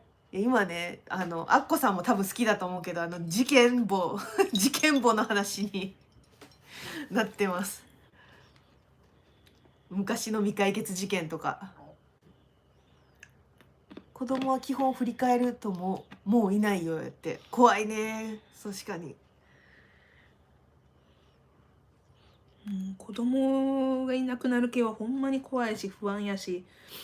さちょうどさあの子殺されたんかなちょっと覚えてないけどさ、熊取町でさ女の子がさ行方不明になって誘拐された事件あってんか。熊取町ってどこやね大阪、じゃあ鳥取か大阪か忘れた。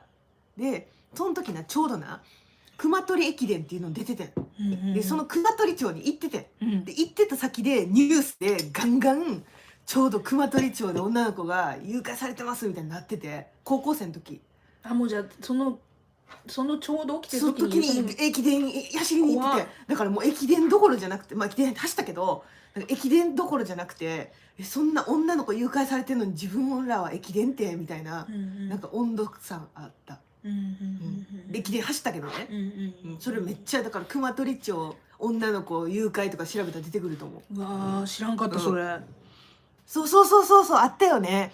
そう熊取町の話。東電 OL の事件って何？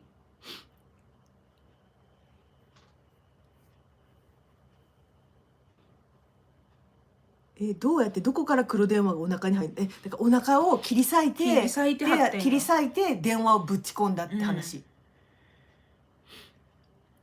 ポンが誰かに連れてかれたと思うだけでも怖い。確かに、ワンちゃんだろうがな子供だろうが連れ去られたら嫌だよね、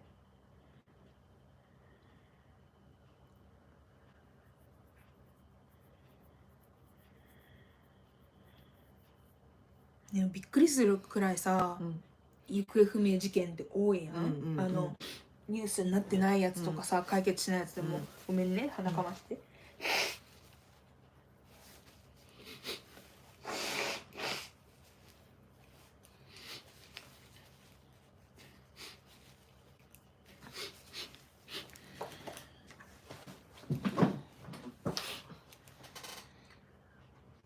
東電 OL の話も知ってる。男女雇用機会均等法の総合職女性第一期の人だったんだよね。何それ超怖い。子供の行方不明人数すごいよ。だってさなんか警察犬とかもさなんか車とかで連れて行かれたらもう追えへんとか言うやん。車乗せられたらもうね見つけられへんやと思うわ、匂いが消えちゃって。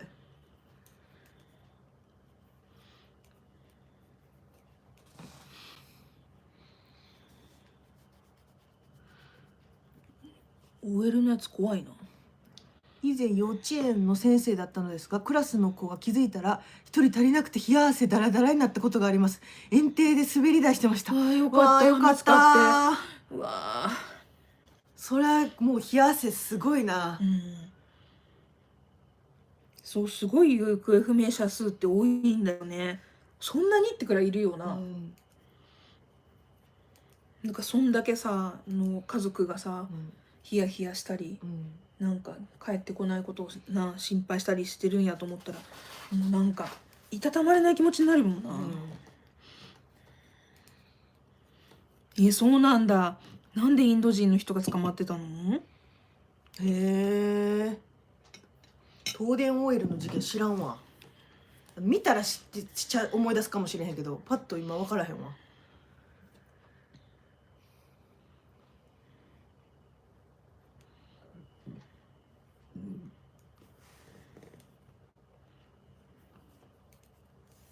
発表してない人もっとねいるよね。絶対いっぱいいるよね、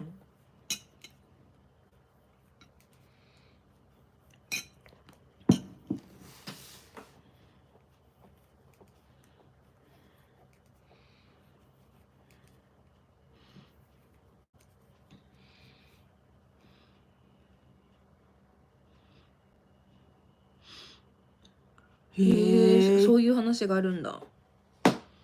誘拐人に育てられる。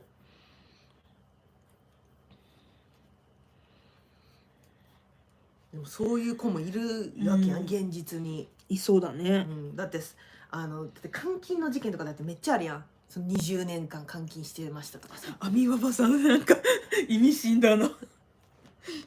東電のは報道とは全然違う話なんだけどやばくて言える。アミババさんやべえな。すげえな。詳しいな。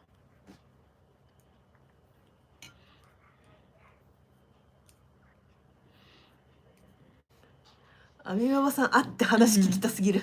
やばすぎて言えない話いっぱいあるのな。ラブ猫ババさん。名前間違えてるよ。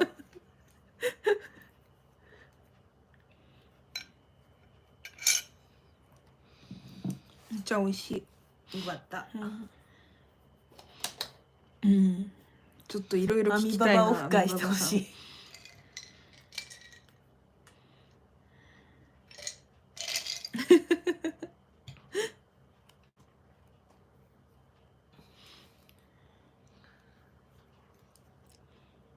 弁装事件ね。弁装事件な。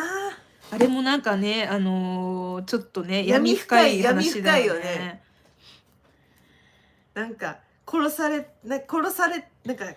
てるんじゃないかっていう疑惑がね。そうなんだよね。自分で入ったっていうよりはね。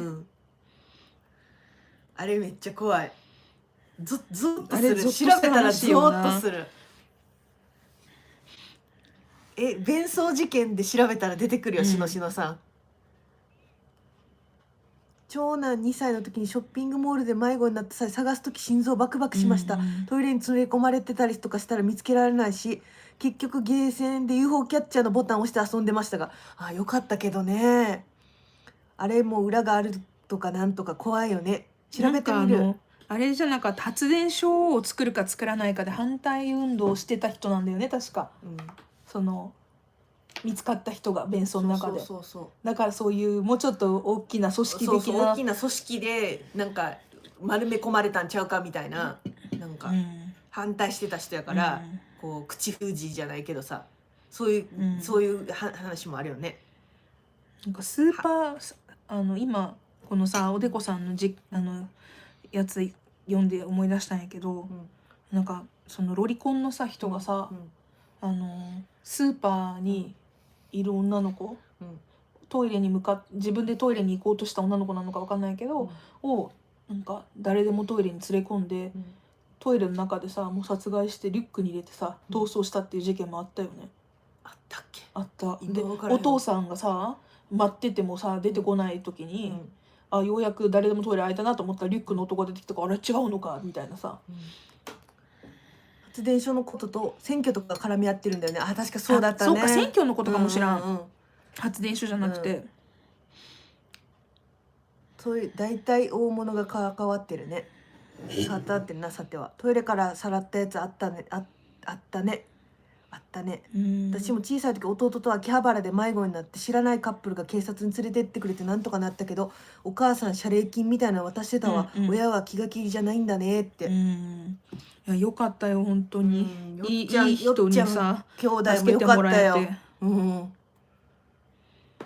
リュックの怖かったよねあれね。ていうかかわいそすぎるよな。なんか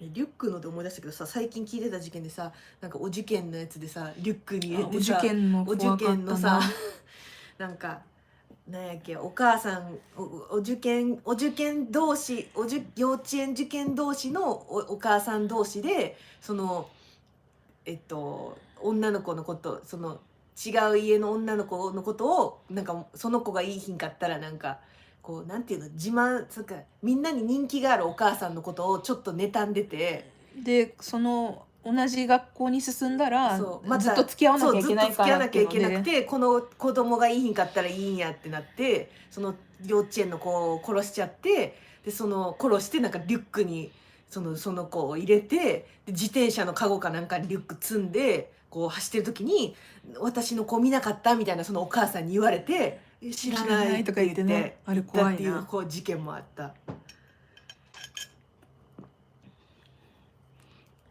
ようリュックに詰められるわ。一斉に報道される事件とかは裏がいろいろあると思って見てね、そう思わせたいとか闇があるからさ、そうやろね。それもあるよね。ねそうそう、実家に埋めたんよね。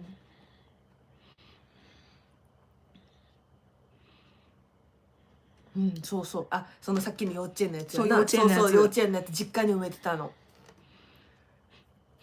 アミババさんそうアミババさん気になる。マザーって映画も良かった。最後切なすぎて若干トラウマになるレベル。川口の祖母殺害事件題材のやつ。そうなの、知らないへー。な。闇もあるの。今は鍵っ子が家に帰る時も家に誰もいなくてもただいまって言おうねっていう時代。ああ、そっか、一人でいるって家に思わせたらあかんねんもんな。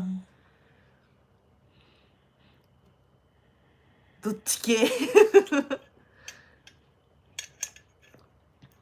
内部事情めっちゃ知ってる。確かに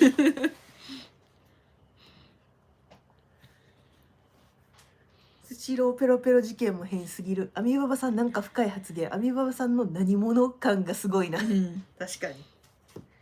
なんか裏事情をめっちゃ知ってる感がすごい。操作してる系。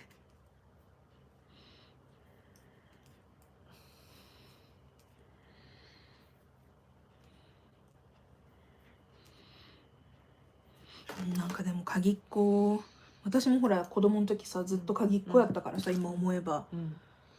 しかも結構学校から遠かったんやんか、家がね。小学校5年生になる前に引っ越して学校の近くに引っ越したんやけど、そこまでは結構遠くてさ、で大きな通りも越えなくちゃいけなくて、でやっぱ怖かったな。で別にさ、学童とか行ってなかったから一人でさ帰ってきたら誰もいないし、怖いね。今思うとな、なんか何もなかったからよかったけど。まだ何もなかったからよかったけど。あと外のトイレ入る時もトイレの扉の裏に人が隠れてて中に入ってドア閉めた人がいたとか、そういうやだ、怖い。これ怖いわ。ただの販売員でしたいやいやいや、公衆トイレは壁とか仕切りの変なとこにネジがあったら気をつけて。草かカメラ、隠しカメラね。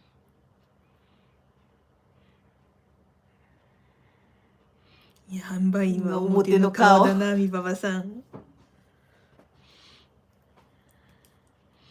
でも隠しカメラって本当に怖いよね。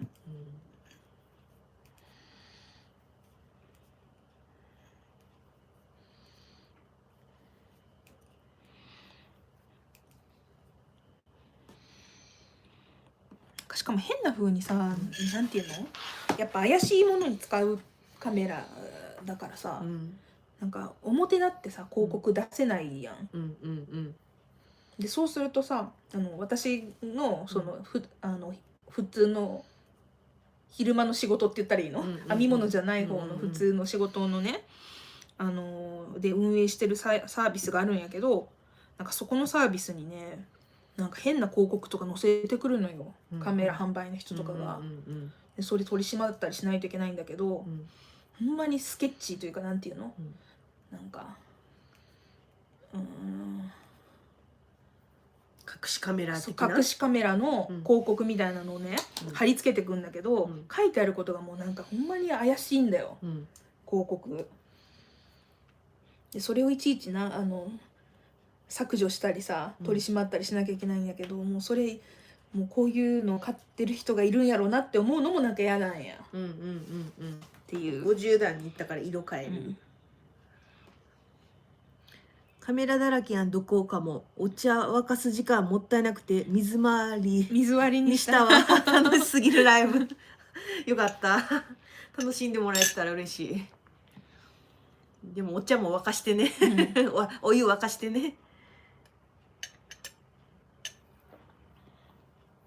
でもなんていうの、カメラはいいと思うんだけどさ、なんていうの CCTV って何やっけ、監視カメラ監視カメラとかはさ、あって全然いいと思うんだけど、全然話違うけど、私が小さい頃家に帰ったら家の中で最終的に高い布団を売りつける人の販売場として使われてたことがありました、お年寄りたちうちの祖母も含むが集まって異様な光景だった。怖っ。なんかでも一時期高い布団売りつけるってあったね、今はあんのかな。でもうちも昔住んでた団地みたいなところに昔住んでたけど、なんかちょっと高級なドイツのなんか掃除機とか売りに来てるなんか訪問販売の人昔結構いいひんかった、で今思ったら怖いよな、家にさ知らん人上がり込んでるわけやん、何されるか分からへんやん、だってそれでさ母親とさ子供一人なわけやで。どうでもいいもうみんな出かシャけらカシャカれなくなる。っていうのがあるよ。ストローどうやって洗います？シャカシャカっていうねすごく細いブラシのブラシがみたいなやねつ付属でついてきてます。買うときに印鑑印鑑の訪問販売ってこと？なんか最近はあれが多いんだってよ。インターネットの、プロバイダーみたいなのの訪問販売みたいな。あ、そうなん。で高いやつとかソフトバンクエアーみたいなやつ。なんかそのブランド名まで言うてはらへんかったけど、そういうインターネットの分かんないおばあちゃんとかおじいちゃんにそういうのを高く売りつけるっていうのがあるみたい。ありそうやね。うちにはねこの長いやつともうちょっと短いやつとちょっと太いやつが3種類ステンレスのやつあります。次はこの色やね。あ、そうなの？タッパーウェア。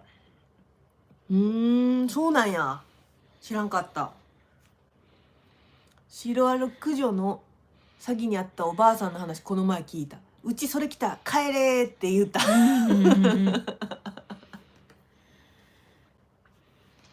問販売って本当やだよなあ。そう昨日ね、昨日か一昨日かピンポンされたらさ隠れた人。そうそうなんかうちピンポンにさカメラついてるんですよ。でね特になんか宅配とかもなく予定もなかったからピンポンってなってこう見たらね、そのピンポンした人がカメラの方からあえてこう体をずらすのが分かったの。でこれ誰やねんと思って、で明らかになんか隠れた感じだったから出なかったけど、あれめっちゃ嫌だったな。何だったんやろう。怖いな。便でいいわ。お父さんがよくわからない健康食品を箱いっぱいに持って帰ってきてこれを人に売るんだって言って恐怖を感じました。家族に怒られたからかすぐにやめたからよかったけど、よかったね。よかったね。やめてくれてよかったね、すぐ。怖ストーカーや。ネズミ講だ。おでこさんのお父さん危ないところだったね。それ深みにはまると家庭が崩壊する。確かに。私も出ない基本ね宅配なかったら出ないから、それでも一応ほらカメラつくからさチラッと見たらだから「はい」とかは言わんと見に行ったってことだろ。そうてかほら見えるやんこっから、だからピンポン鳴ったと思ったら人がふって隠れたから嫌だったな。高いミシンの売りつけそれはちょっと聞いちゃうかもしらんな。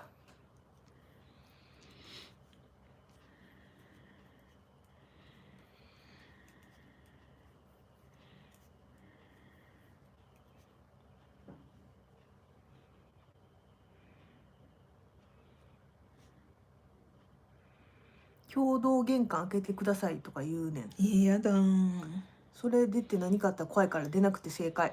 ウーバーイーツの配達の人も変なの多いらしいよ。そうなんや。怖いな。ウーバーイーツやったことないねんな。めっちゃねウーバーイーツの人おるもんな。いる。私も絶対ね知らん人というか宅配便が来るって分かってるやつじゃないと出ない。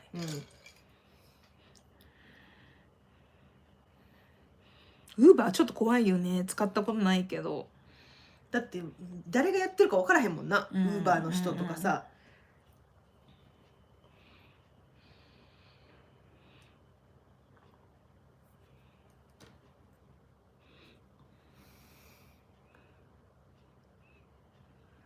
今日ウーバーでこの前間違い発達したからごめんって言ってめっちゃおまけの食べ物置いていかれた。ウーバー利用率高いけど何もされへん。なんでまあされへんのが普通だけどなんかあることもあるんかねやっぱり。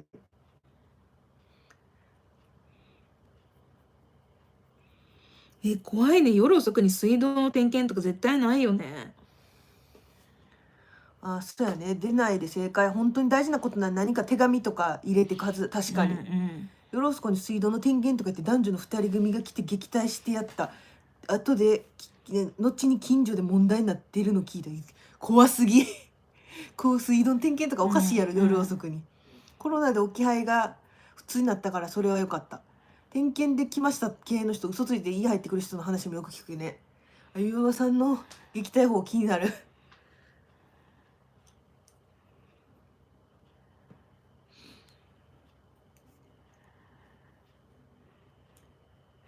この家に引っ越してきてからさ、一回さ、下の鍵開けて上に入ってきた人おったような。いた。多分新聞の人やと思うんやけど、鍵持ってたんやんな。ああ、なるほどね。さやさん日本語わからないふりするんだって。究極。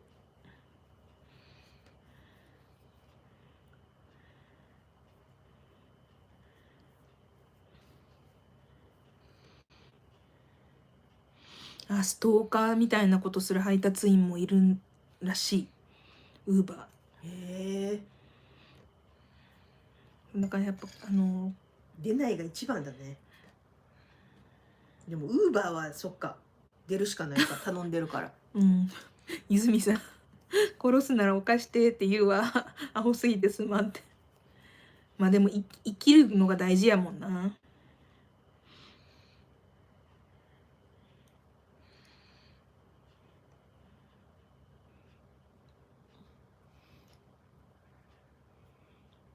やっぱそうか。ちゃんと社名をね名乗れって言ったらね。社名名乗らんの怖すぎやな。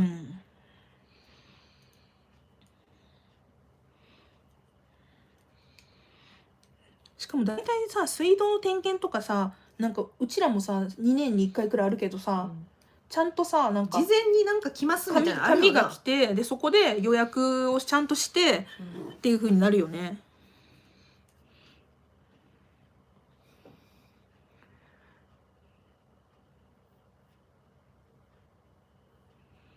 昔私がした仕事を散々落とした後に夢を叶えるためにこういうのがあるというマルチな勧誘してきた人いる。男性の声の受け答えカメラあるらしいよ、玄関前に置いてくださいとか、何種類かの返事のボタンがあるやつ。昨日たまたま体調不良で仕事休んでたんだけど、大学入学前春休みでうちにいた娘に出かけるというので訪ねると、入学の説明会の帰りの門のところにアンケートを受けて、同じ大学の卒業で民生委員の仕事について話したいので来てくれと言われたと。あ、でもそれうちもあったよ。大学入った時にすぐにもう帰り道のとこに、なんか民生委員のなんか話、民生委員のやつやりませんかみたいな、なんかアンケートみたいな、なんかめっちゃ配ってんの。でなんか多分大学なんか新入生で何も分からん人に入らせようみたいな。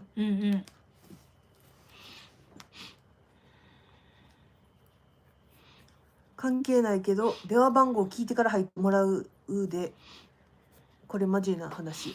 関係ないけど食べ物 2,3 食まとめてた時一人なのに恥ずかしくてご飯来てよっていう時ある場所聞いたら市議員の事務所だったわ。母に止められたので行きませんと言えと。あ、こんな風に世間知らずは引っかかるんだなと。言に言ってるから嘘ではないんだけど。さやさんわかるそううちピもあった。大学入った時になんかこういう民生委員なんかそういうのなんかそういうさ、組織じゃないけどさ、なんかそういう宗教じゃないけどカルト宗教とかそういうみたいなやつ入りませんかみたいな言われて、多分何も知らん大学生はそういうの入った方がいいのかなみたいな感じで入っちゃうみたいな。おでこさんが言ってる桐生院のやつ、これ知ってる私。ご飯来たよはマツコは靴も並べるらしい。全部同じサイズなのに。ゴールデンボンバーの人 YouTube でインターホンの対応の音声集出してるよ。何パターンもあってちゃんと何分にこの返答って丁寧に選べるようになってる。大学生狙われるかも。確かに新入生は特にそうだよね。そう新入生のに言うやつあった。で家帰ってなんかこんなんあったんやけどみたいななんか家族に言ったらもうそれやめときみたいな感じだったから、なんか別に言ってないからさ紙とかだけもらってなんか配ってんねんな。そういうのあった。みんなの話聞くのいいね。なんか聞いたことあるなって防げるもんねって、そう大学生も新入生そういうの狙われやすいと思う。今そういう時期よね。そう今そういう時期。新刊とか、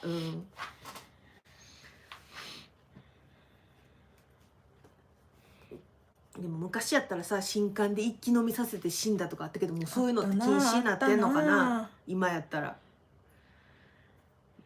なんか飲ませすぎてさ急性アルコール中毒で死んだとかよくあったやん。でもそれって実はどの国にもあって、ブラジルにもそういうのあったよ。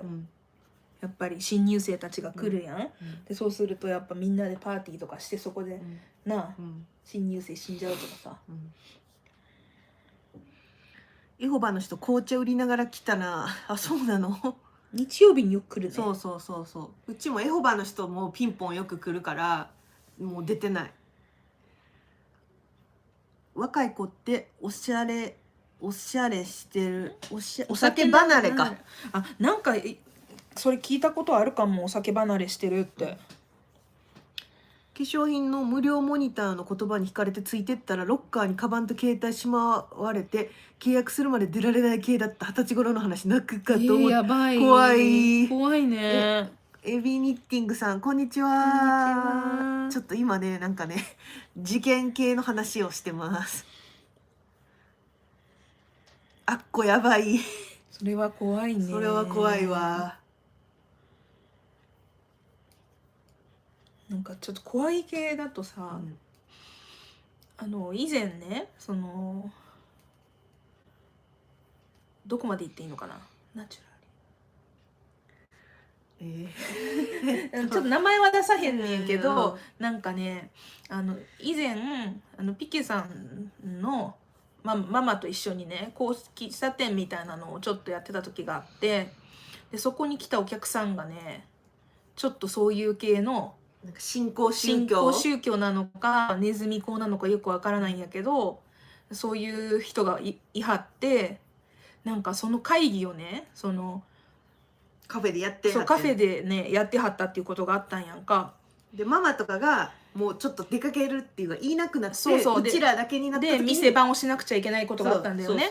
で若かったから20代前半くらいでさ、若かったからでママがちょっとその場を離れたら言うたらその集会みたいな5人くらいの人やったんやけど、でその時にちょっと遅れて多分ネズミ講かなんかの偉い人も来てはって、でその人らが多分新しく勧誘したい人をどういう風に勧誘するかの計画を立ててはってんの。でそれ怖かったよな。なんか一緒に誰々さんと誰々さんが一緒にレストランに行った時に、後から自分らが合流してなんか偶然装ってあったようになんかするとか言って、そうでこれ運命だねみたいな運命だとか言っていう風にやりましょうみたいな話してて、でこれでガッポリとか言ってたからやばってなった。めっちゃやばいよね。姪っ子いるお家の方は娘っ子いるお家の方は娘にモニターには騙されるなと言ってあげてほしい。私大学に野生動物研究サークルみたいなサークルがあるって。でも実際はいろんな男女のドロドロが入り混じる自ら野生動物と化するサークルらしいという噂だった。怖機械のように契約しませんだけ答えて2時間で貸してもらえた。怖かったよ。怖いな。いや子さんよかったね、逃げられて。モニターそうですね、設定やん、やば。あれちょっと怖かったね、ちょっとなんかそういう人たちの闇を見たよな、でそれあと舐められてるなってめっちゃ思ったよね、こいつらなら聞かれてもいいやろみたいな、そう害ないやろぐらいな感じじゃない。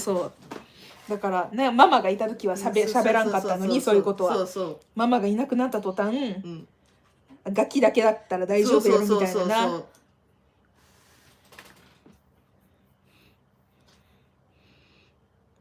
あー、やっぱ曖昧にしてるとあれなのか。そういうのね、私の友達にもね、めっちゃ誘われる子がいるんだよね。香りとかめっちゃ普段勧誘されてない？うん、私そういうのされたことないんだよな。優しそうに見えはるんじゃうみんな。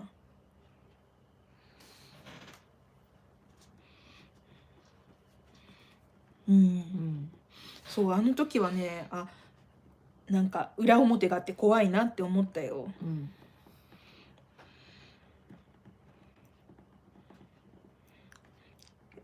みんなの泉さん。うん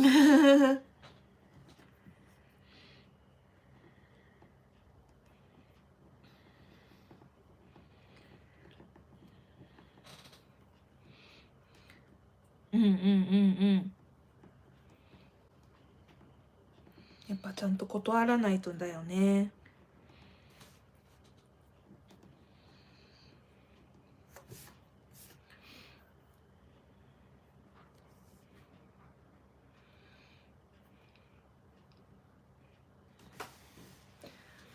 宗教も丸付けも自分が信じてるならいいけど、つながってる人に強く勧誘したり売りつけなければいいだけなんだけどね、世の中闇だらけ。確かになんか自分がねやってればいい、その人がやりたくてやってるならいいんやけど、それをなんか勧誘とかさ、なんか人に進めてくるっていうのがさ、なんかもうなんていうの、そういうのをやめてほしいって感じやんな、自分がさ好きでやってるのはいいやん、別にそれはご自由にご自由にどうぞって感じやん。まあでもそれがもしかしたら勧誘がノルマだったりさ、そうしないとあかんとかだったらやっぱそうせざるを得ないというか、そういうマインドになってしまうんちゃう？そういう人ばっかりに囲まれてたら。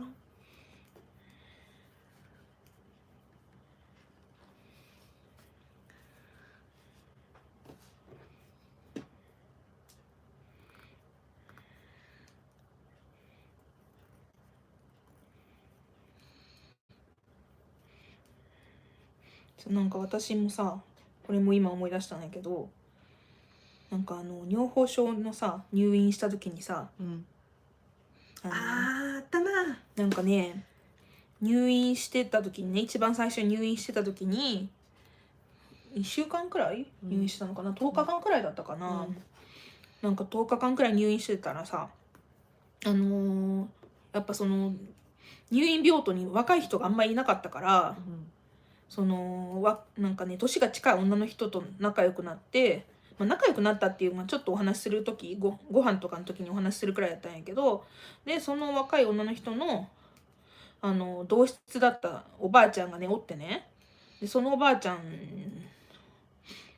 とその住んでるとこが近かったから、なんかあそこら辺に住んでるんやったらこの部屋のおばあちゃんもね同じとこだよっていうので、なんか紹介してもらったおばあちゃんがおって、でそのおばあちゃんめっちゃよくしてくれてたんやけど、で実際にね退院してからやっぱ家が近いからさ、スーパーとかで会ったりすることあって、でそのおばあちゃんが、めっちゃ優しいしね、いつもお話ししてくれるし、で何かあった時に連絡先を知りたいって言われたから、ちょっと嫌だなと思ったけど連絡先教えてね、でなんか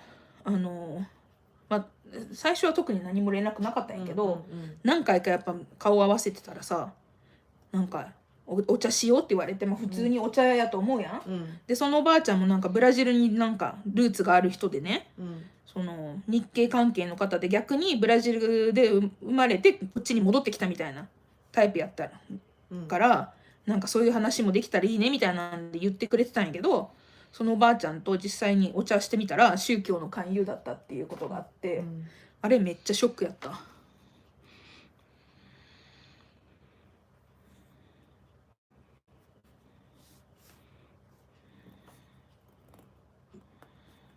本気でいいと思って進めてこられるのが一番困るよね。善行と思ってるから、そうだね。そういう人ってなぜかうさんくさいくらいにめっちゃポジティブなんだよね。人間って恐ろしいからな。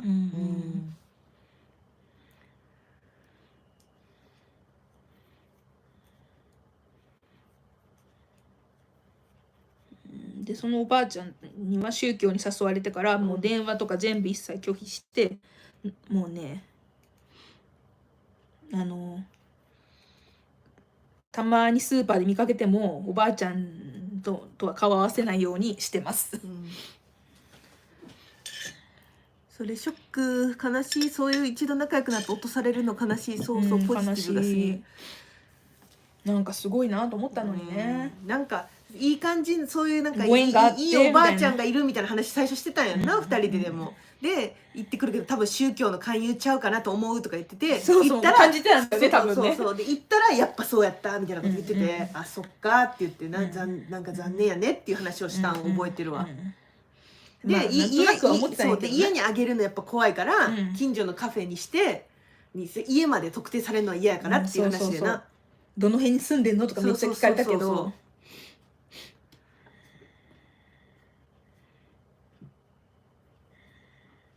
あれショックだったな。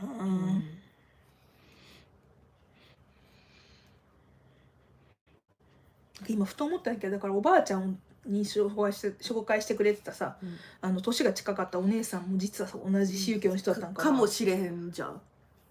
可能性あるよな。そう多分目的があったんだろうね。だからなんか何もかもがこの宗教に誘うためやったんやと思うとショックやんな。そうめっちゃ優しくしてくれてたのもそうだったんかと思うとショック。まあそうじゃない気持ちもあったのかもしれんけどな。でもなんか結論そこに行くやん、その宗教勧誘に行くから、だからショックやんな。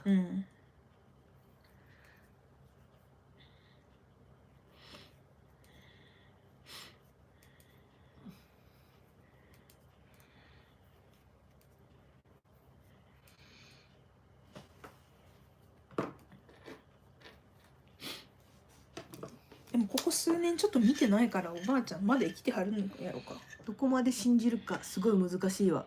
ワイしっこあげん。はい、しっこ行ってください。いってらっしゃい。確かに最近見かけへんよな。もしかしたら病気ひどならはったんかもしれへんし、まあでもだいぶもうご年配やったからさ、引っ越しはったんかもしれんし、もしかしたら亡くならはったんかもしれん。亡くなってはる可能性もないことはないよな。なきにしもあらずやと思う。だってあの時多分もうめっちゃおばあちゃんやったからさ、80ぐらい80は過ぎてはったと思うよ。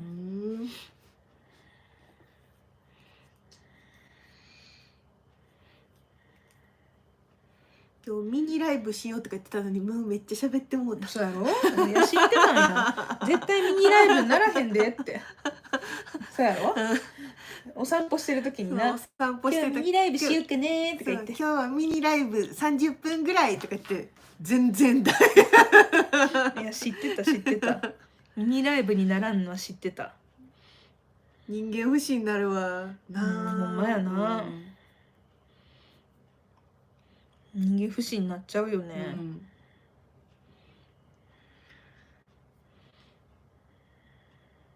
ミニでは終わらせん。なんかさ、こっちが突き放さなきゃならない環境作られて後味悪くなるし嫌だよね。確かに、本当にそう、なんかね、その後もなんか電話何回も来たりさ、本当にミニとはそうでしょ。ミニとはなんだよ。本当に絶対ミニじゃないよって言ってたんだよ、私はね。仲良くなったからいいのを進めたい気持ちなのか、いいもの進めたい気持ちなのか、最初からそういう目的だったのか、どちらにしてもショックが受けるね。そうやね。何してんの？も特にかぎ針なんかうまいがねの真ん中に刺してる。いや特に何回見なかったんやけど。断るのって気力体力使うんで、そうこっちもな疲れたよなあの時な。いかんせんさ、本当に近くに住んでるおばちゃんやからさ、もうしかもさ、なんかもう会うたびにめっちゃ心臓バクバクしてな、めっちゃ嫌だったもん。スーパー行く時めっちゃ怖がってたもんな。怖かった毎回。最近全然見かけへんな。うんでコロナ禍になって見かけへんようになったんじゃない、うんなんとなく。見て。縦の方が良かった。あ、そ縦もう一回やって、そっちの方が良かった。かぎ針ホルダー。う。これいいんじゃない？ちょっと。わっちゃん。それ結構自然やね。これ結構いいよな。自然やね。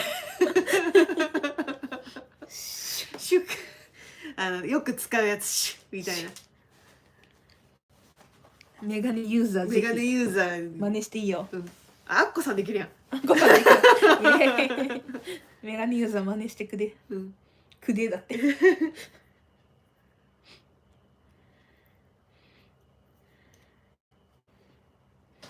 使いすぎてちょっとカポカポになってきたな。会社に週3しか来ない派遣の若い子がいて、普段何やってるのって聞いたら宗教の活動やってるんですって言われて会話が終わった。お終わるね。終わるそれはね。終わるね。おしのしのさんもできる。篠島さんもできる。おあっこさんも真似してる。いやちょっとそれはじゃあもうだってそれ何の宗教ですかとかも聞けへんしさ、なんかもう悲しい、あそうですかで終わるな。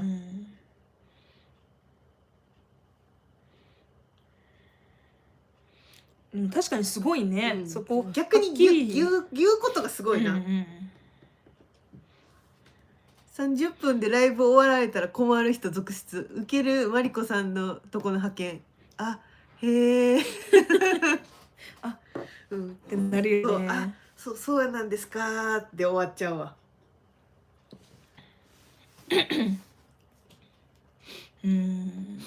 でも逆にそこまで言えんのすごいな。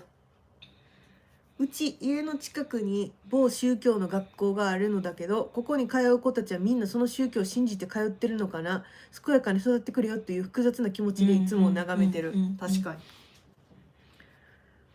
めっちゃわかるわその気持ち。なんか子供はな、だってそこまでよく分かってないと思うねんな、なんかその宗教のこととかも、後ろめたさないんだろうな。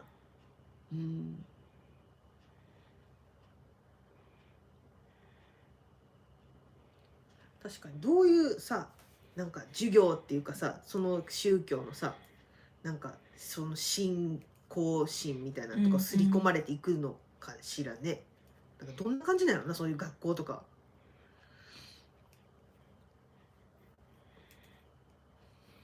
でもそんなこと言ったらほら私大学プロテスタント系だったやん。言ったら高校仏教系だった。だからまあ全員が全員そういうわけじゃないんだろうけど、あんま気にしないで入ってる子もいそうだし、なんかそれが新興宗教系だとちょっと心配な。新興宗教系だとちょっと心配かな。怖くなっちゃうところあるよね。あるやん実際。仏教系とかさ、プロテスタント系、カトリック系の学校って結構あるやん。ある。幼稚園とかもあるやん。ある。だから宗教にもよるのかもしらんけどな。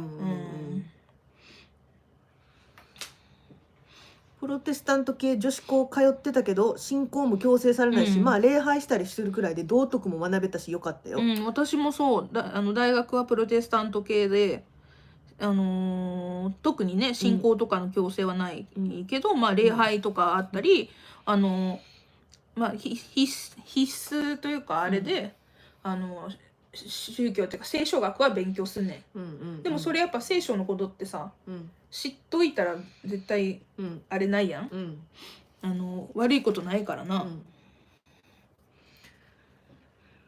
よっちゃん、親とかが学校入れてるんだろうから自分の意識で宗教入ってるのかなと思う。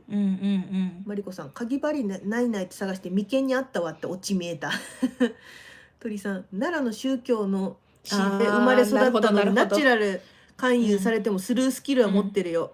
宗教の町なので幼稚園から大学までやるよ。なんとなく場所分かりました。もう私も分かりました。それで宗教っていう時間はあったな。キリスト教も仏教もイスラム教もいろいろ教わった。私も海外の宗教とかはあまり分からないだけに悪いイメージは全然ないのだけど、キリスト教とか日本のあまりいい話を聞かなかった宗教はあまりよく思えないのがな。実際は何ともない普通の宗教なのかもしれないけど、宗教の勉強は興味ある。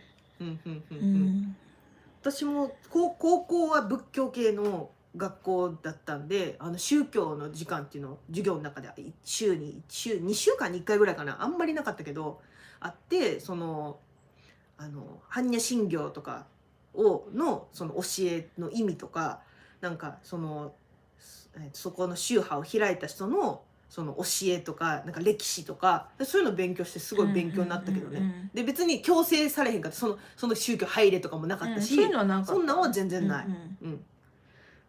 ただお坊さんになりたいっていうか、家が多分お坊さんの家の人とか、お坊さんが勉強のために来てる人たちっていうのもいた。別コースみたいな感じやろ。お坊さんコースみたいなのもあった。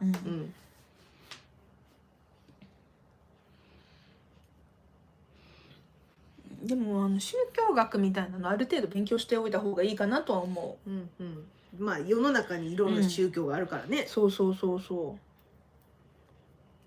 で、うちの大学の時はね、宗教学の先生がカルト宗教についての専門の先生がおって、でその先生がねすごくねいろんなカルトから攻撃されててさ、だからちょっとさ、ツイッターとか使う時もさ、わざとなんか変な口調にしてね、ツイートすると、あんまり絡まれないとか言って、ツイッターすごい変な口調で喋ってたよ。確かにやってはったよな。やってはったやろ。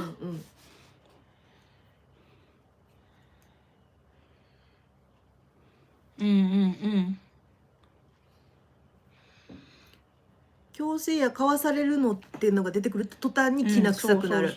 いろんな宗教を教わるのは良かったと思う。新興宗教は基本全てエセだと知れる。引っかからなくなるよね。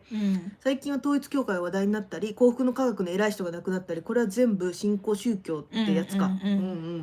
そうだね、幸福の科学ね、今ね大変そうだよね。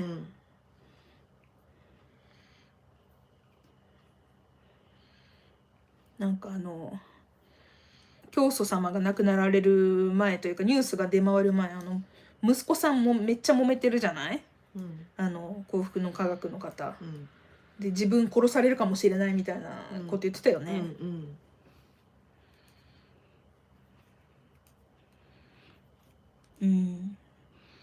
そうだね。宗教か、結局私は面倒くさいからいろんな行事が煩わしいから無理なんだよね。確かに。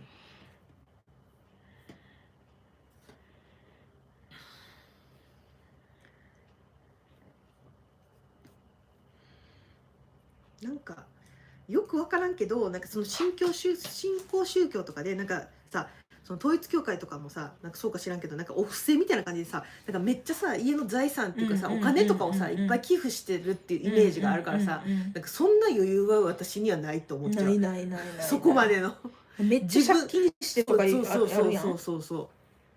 なんだっけ、安倍さんをさ、殺害した人の家族もなんかそれ借金、お母さんがめっちゃ借金とかしてたのしてたみたいな話やんな。だからやろ、まあ言ったらさ、幸福の科学宇都宮に総本山あるよ。宇都宮なんだ。息子お父さんから訴えられてたよね、確か。総額2億。私息子さんが出てる YouTube なぜかめちゃめちゃ最近見てた。わかる最近ね、私もチラチラ見てたよ。息子さんのやつなんか上がってきてるもんな。なんか上がってくるからさ、見ちゃったりするよね。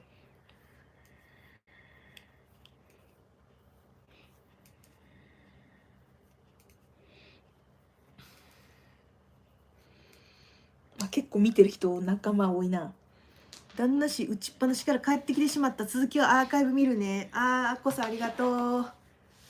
お布施より毛糸買う方がハッピーになれる。そうだよね、毛糸買いたいよね。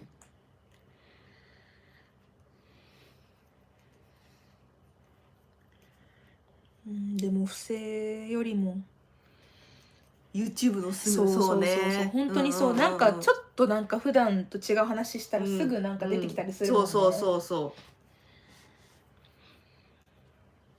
う日本は宗教悪みたいなイメージになってるもんね。一括りでキリスト教と仏教はないのに、その中にもいろいろ宗派あるけど自分でも無知でよく分かってない。うんうんうんうんうん。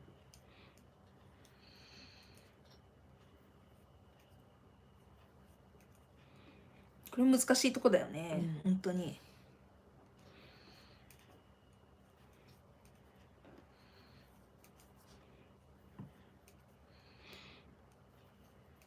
ね、仏教といっても仏教にもいろいろあるしな、キリスト教にもいろいろあるし、だってエホバの証にも言ったら、まあキリスト教系だったりするし、キリスト系もさ、原理主義の人とかだと全く同じキリスト教でもやってることとか信じてることが違ったりするから、初詣で創価学会員チェックしてたわ。学会員は初詣行かないから。そうなんや。徳を積むという都合の良い言葉で人の弱いところをつく。ああ、なるほどね。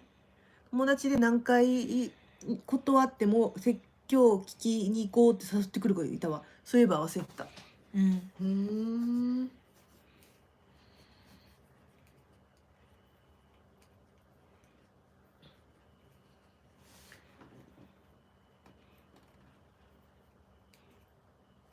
あ、そうなんだ。へえ。おでこさんの。うちは義母が新興宗教やってるのだけど、義母以外はやってないし、夫も嫌だけど好きにすればという感じ。破綻するようなハマり方は多分してないけど、妊娠中に安産祈願にその宗教の場所に連れて行かれた時は、その時初めて知ってびっくりした。ああ、そりゃびっくりするね。そりゃびっくりするわ。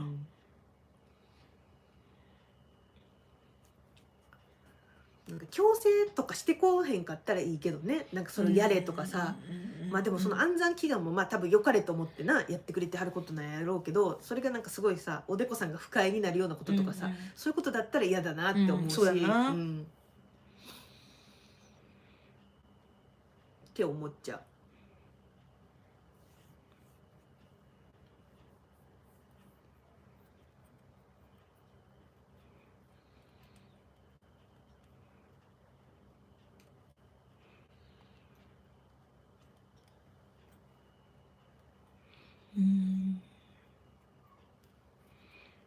そうだよね、よっちゃんが言ってるけど義母だって言いづらいよなーって、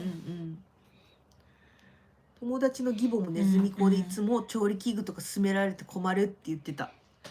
やっぱなんか親戚とか身内にいるのがやっぱ困るかもね、なんか邪険にもできひんしみたいな、で関係を断ち切れる、すぐに断ち切れるわけでもないしみたいな。今その立場だったら自分どうしてるかなっていろいろ考えてて、みんなうまくやってはるなと思った。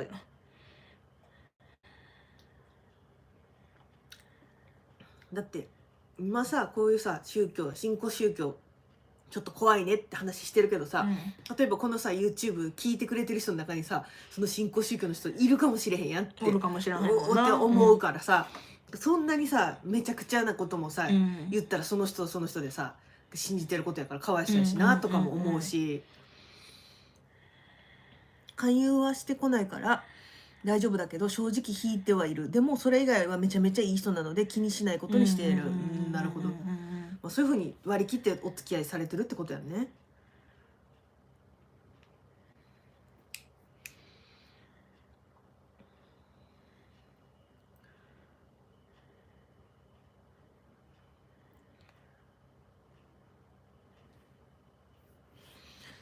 うちの親はクリスチャンで子供の頃クリスマスの時だけ教会行ってた。お菓子もらいに。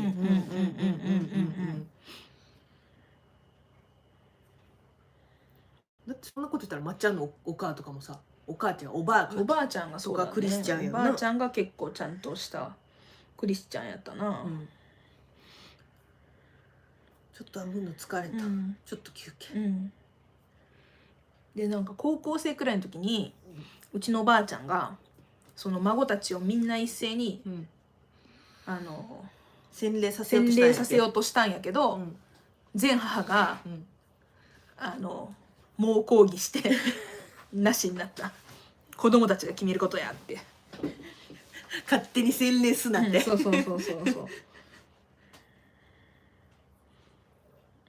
その時は親ちゃんと考えてくれてんねやと思ったけどな、自分でやりたい時にやらせなさいみたいな。そうでも私が結構仏教とかさ、昔から宗教学好きやん、仏教のこととかをドキュメンタリー見てると、めっちゃネチネチ言われた。仏教じゃなくてキリスト教にしなさいみたいな。だからおばあちゃんが、でもブッダは、家族捨てた人やからとか言ってあんたその宗教やめときなさいみたいなそういう感じの言い方ではないけど、そこまで言ってないけど、ちょっとネチネチちょっと言ってきやった、敵対心みたいな。多分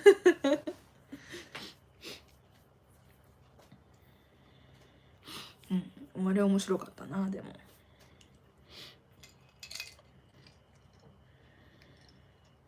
まあおばあちゃん家でドキュメンタリー見んなよって感じやけどごめんね、ブッダをねちるそれまだ作ってないからな、すぐちょっとあれだね。ネクトバ祭り。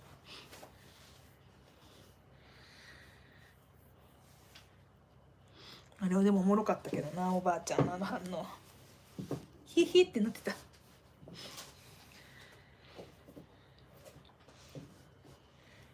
そうですね。アーミッシュみたいに自分の信仰は自分で決めるって大事よね。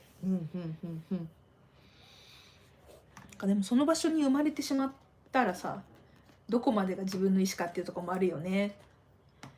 なんかアーミッシュから逃げてきたっていうような人のドキュメンタリーも見たことあるし、あるある。だから本当になんだっけな、なんかものすごくさ隔離された生活をしてる女の人が書いた「エデュケイテッド」っていう本が一時期話題になったよね。じゃあ読んでなかった？買ったけどまだ読めてないんだけあ、ど、あれもねちゃんと読みたいな。内容がどういった宗教なのかにもよるけど、怖いのは新興宗教自体ではなくて嫌がってる人を強く勧誘したり破綻するほどハマってしまうことだよな。宗教とは別として人柄がめちゃめちゃ良ければ仲良くなれるとは思う。SMI ちゃんって読むのかな。 SMI ちゃんマジそうよね。誰やろ知らんわ。 SMI ちゃん、そうなんかね、だから宗教にめっちゃハマってる人と今まで仲良くなったことがないと勝手に思ってるんやけど、でもなんか仲良くなっててでも宗教に入りませんかみたいなこと。そういうことか。アミちゃんと間違えた。すまん。アミちゃんのうち間違いと思う。そういうことか。そうだからなんか結局仲良くなってもなんか宗教に勧誘するために仲良くなったと思ったらちょっと嫌になっちゃうかなって思っちゃうと思う。自分だったらね。なんかせっかくめちゃくちゃ仲良くなったのになんかこの宗教は入らへんみたいなこと言われたりさ、入った方がいいよみたいなこと言われたら、なんかそのまっちゃんのさ病気の時のおばあちゃんみたいな感じでさ、なんか楽しく会話してたのに結局は誘うためやったんかと思ったらちょっとがっかりすると思う。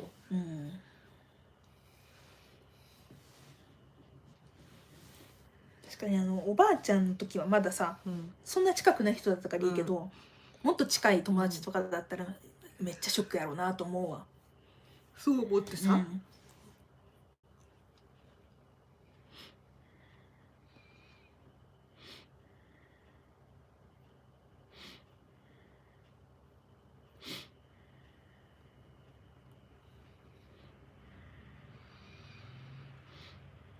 んかでもみんなからおもろい話いっぱい聞けたね。いっぱい聞けたな今日も。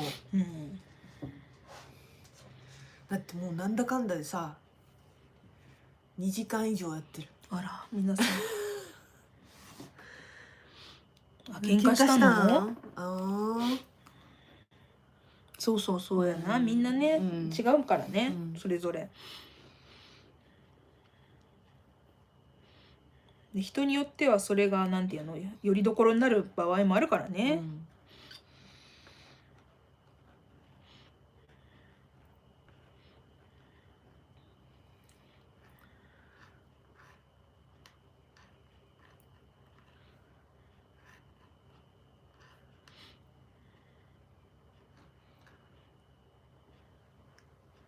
断って「ああごめんねじゃあもうこの話しないね」って言ってくれて宗教の話なしに仲良くしてくれるならいいけどね。確かに確かにそれだと一番いいけどね。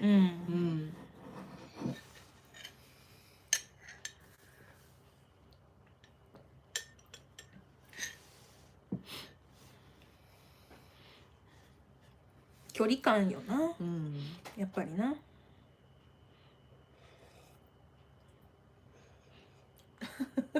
めっちゃ溜まってるココアが。あとでちょっと牛乳足したらばうん美味しい。またここつくんじゃん。大丈夫。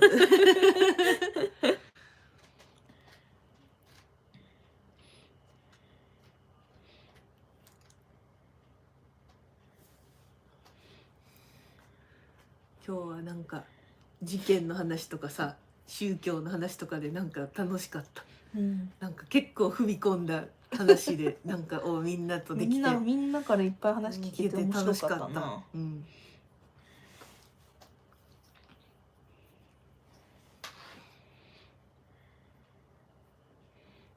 このかぎ針かわいそうやわ。なんかねついつい触ってなんか変なことばっかりしとる。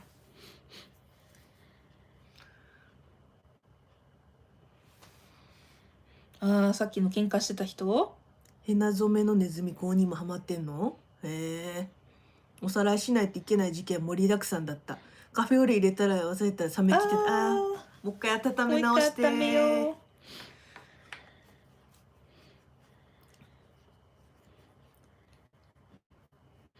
私の紅茶ももう冷めきってるわ。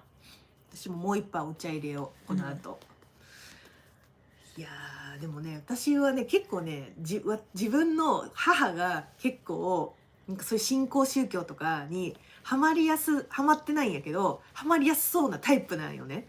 それで、なんか結構なんか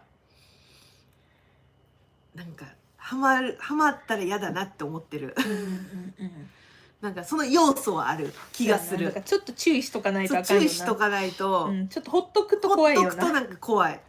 でもかといってさ やめときやって言ってもさ、結局さ離れてるしさ本人がさ、ことやん、どうしようもできひんだけど、なんかそういうなんかちょっとなんかこうなんか好きがあるというか、なんかそのなんか心とか母の心が弱ってる時になんかスッてその宗教とかに入られちゃいそうな感じなのよ、それちょっと心配、まあね今孫とかな、そう今孫とか生まれてそっちに夢中やから、多分大丈夫やとは思うんやけど、そう結構過去にもいろいろその、なんかいろいろねその新興宗教まではいかんけどなんか拝み屋さんみたいなやつとかになんかハマってた時期とかもあったり、結構いろいろあったからちょっと心配。さっきのガッポガッポも、ある意味では多分なんていうの、そういう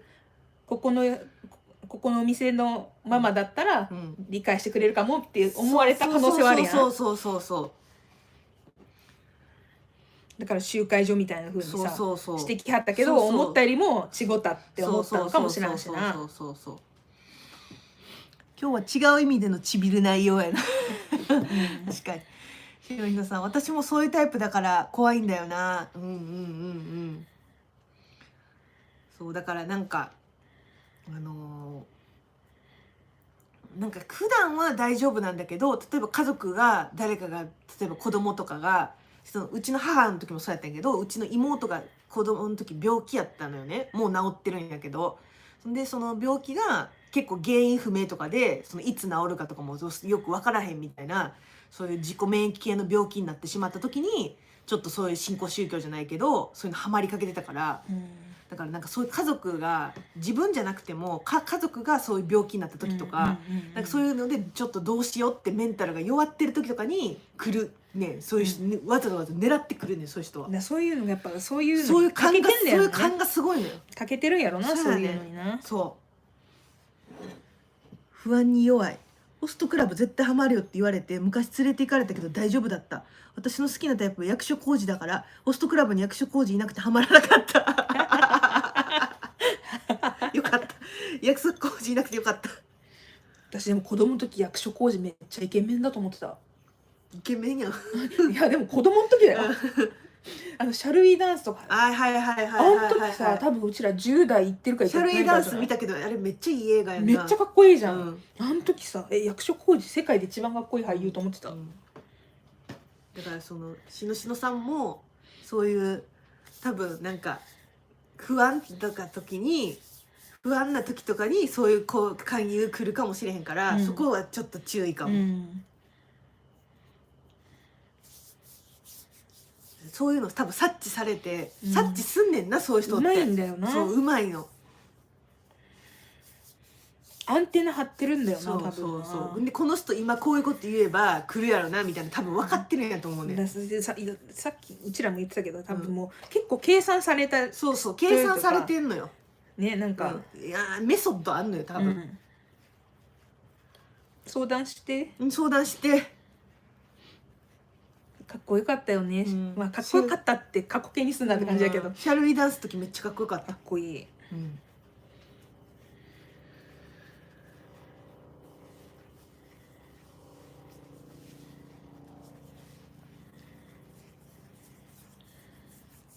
じゃあ今日はこの辺にしましょうか。うん今日はっていうかでもまた夜とかにライブしたくなったらどうしよう。でも動画はなんか今日ねお昼の散歩の動画とかちょっと撮ったから、うん動画はちょっと上げたいなと思うんやけど、でもやっぱみんなとさお話しするの楽しいからさ、今日寒いでほんほんま今日こっちこっち寒いんかなこっちめっちゃ暖かいで。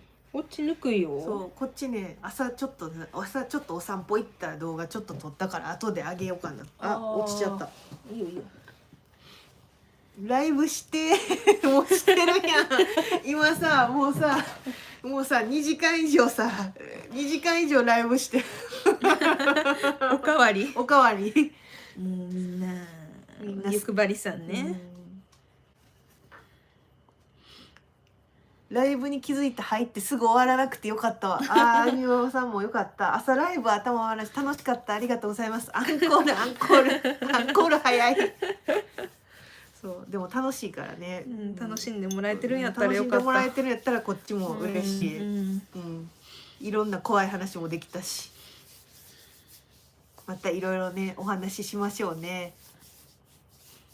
鳥さんもありがとう。